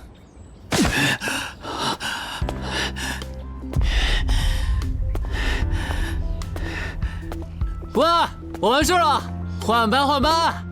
我和他的差距原来这么大吗？其实你枪练得不错，出手的那一下，就算是我年轻那会儿，也不见得能躲掉。别灰心，你只是运气不好，遇到了能阅读你下一步动向的特例。阅读下一步？展开来说就是，人在出招时破绽最大，能抓住这个瞬间的人，轻松就能无招胜有招。使用者必须要在对手出招前阅读到对方的下一步动作。有这份眼力的武术家呀，还在世的不超过5个人，所以你输得不远。陈海哥，你刚才那招叫啥？好酷啊！没想到一个没练过武的门外汉，竟然也能掌握这一招。他真的只是个普通的冒险者吗？陈海哥，你也太牛了吧！你是没看到败给你以后，长京川的臭屁男的脸色有多……臭屁男？长京川，我可以坐在这里吗？当然可以。其实，我原本是把你当做我的竞争对手的，但现在看来是我没眼力见了。以你的实力和潜力，东山这种小地方根本就留不下你。这不明摆着吗？坟场那种全球公认的 bug 级地下城都被陈海哥打通了，他肯定不会自降身份来跟咱抢下任东山市入口管理者的位子呀。说不定到那个时候，他已经是一手负责人了。喂，等一下，你说他以后能成为传说级冒险者，我不反对，但一手负责人，这俩人真吵啊！啊？你问我副职业怎么选？哎，对，我这不是6级了吗？之前探索地下城的时候，发现冒险者面板升级了，除了在用的职业以外，我还可以再激活一个副职业。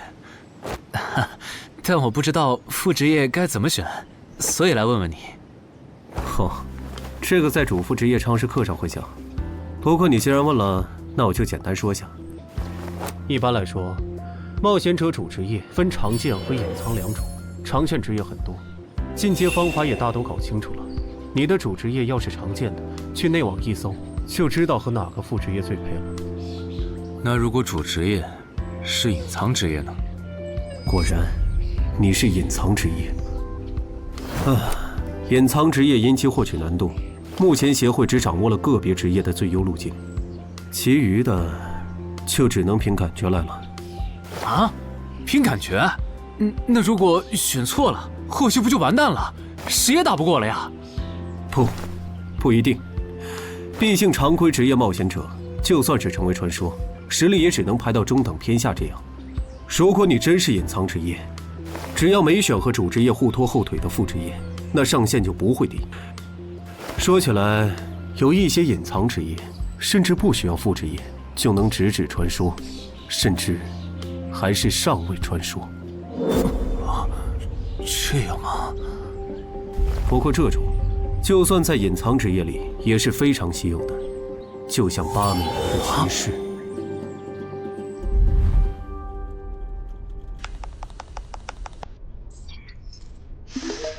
内网竟然没有死亡行者的相关资料，那看看英勇之骑士吧。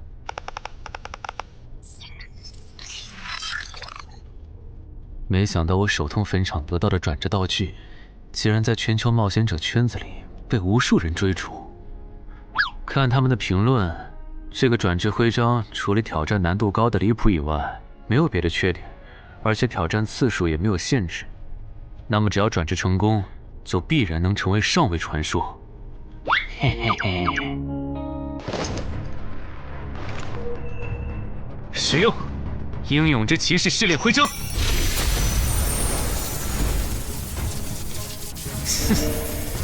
那么，出发吧！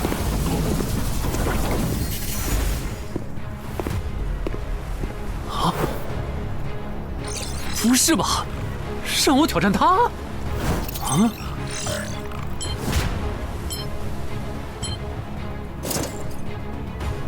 直接开始了这个任务描述啥意思呀？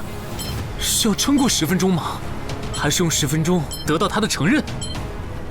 啊！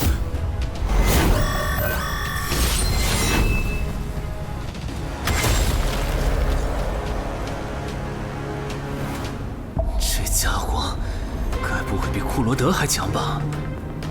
完了，第一把先试试水，先弄清楚我和他的差距。这谁能撑过10分钟呢？我这种配置都3分钟嗝屁，10级以下，我不信有人能完成试炼。感觉得换个能保命的称号，但那样感知就不够18点，没法开一步一杀的隐藏效果。这么搞下来，说不定输得更厉害。等等，我不是还有那个吗？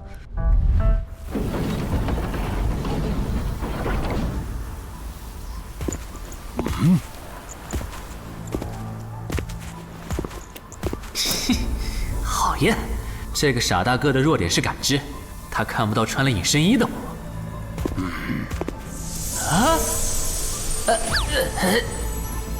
那是什么？丢！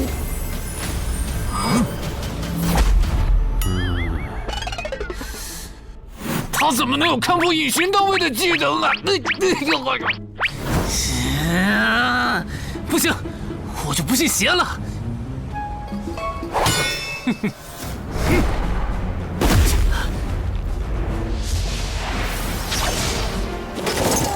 混蛋！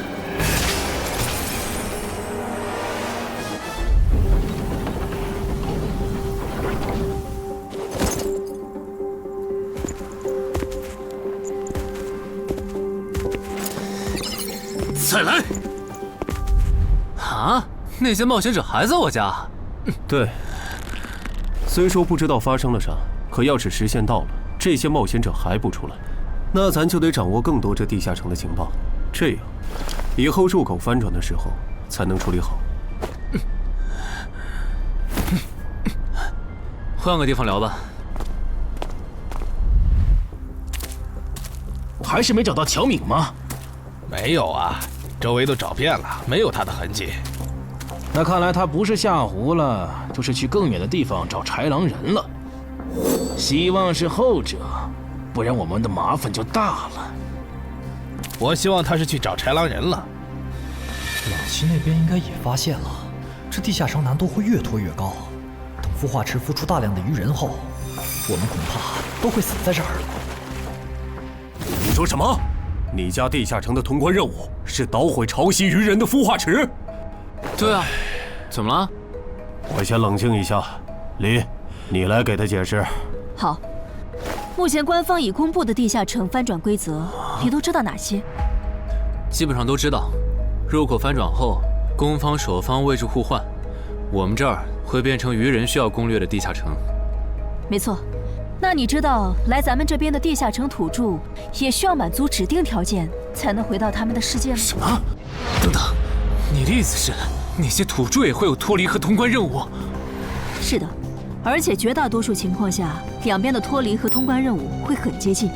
比如捣毁潮汐鱼人的孵化池，换算到咱们这边，恐怕是破坏人类的重要设施。快，你再听吧，这下摊上大事了。他已经吓傻了。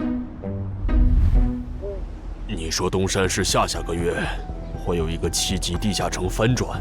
对，地下城的土著是鱼人和豺狼人，类型是探索，通关任务是捣毁鱼人的孵化池。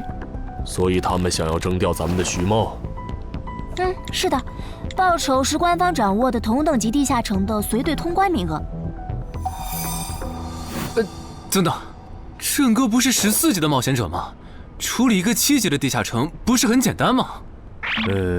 因为你家的入口翻转后，我就没法随意出手了。啊？你不知道正常，这涉及到未公开的地下城翻转规则。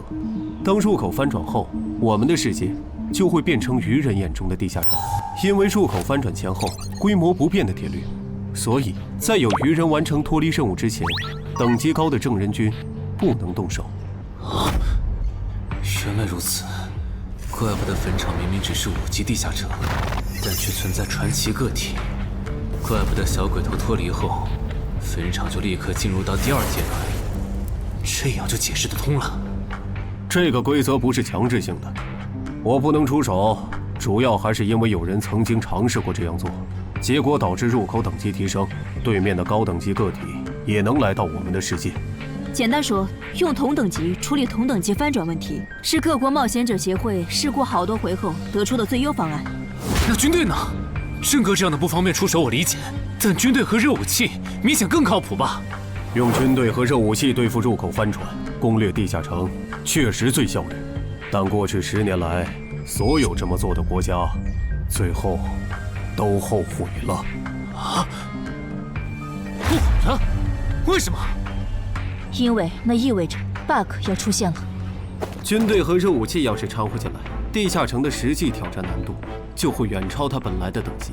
如果军方很快镇压了翻转的地下城，那后面入口的挑战难度会接着涨，一直涨到跟这片区域守方的战斗力正好对上为止。再说了，从11级地下城开始，枪就不咋管用了。再往上，16到20级的地下城，里面有些怪物甚至得用核弹才能干掉。总结一下，军队插手，问题只是被推迟了，并没有真的解决。等到问题彻底爆发的那一刻，我们得直面那些能跟最厉害热武器硬刚的怪物。现在你明白了吧？不是我们不能用军队来解决地下城翻转问题，而是那代价对于人口众多的我国来说，有些过于沉重了。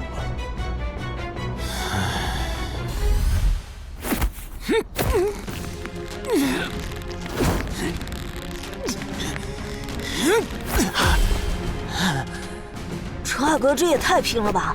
天天这么练，他身体遭得住吗？林姐没和你说吗？说什么？陈海家的地下城下个月要翻转了。什么？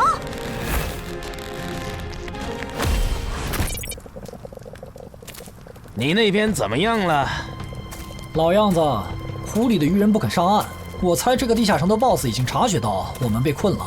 正常发展的话，那些鱼人应该会在最后几天发起进攻吧？其他人呢？他们怎么看？都蛮乐观的。乔敏的失踪并没有引起他们的警觉。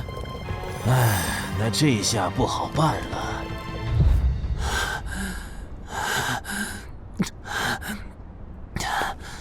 给。啊？今天周4，你不用上学吗？上啊！谁让有些人闯祸，把地下城入口给搞翻转了呢？想上都上不了。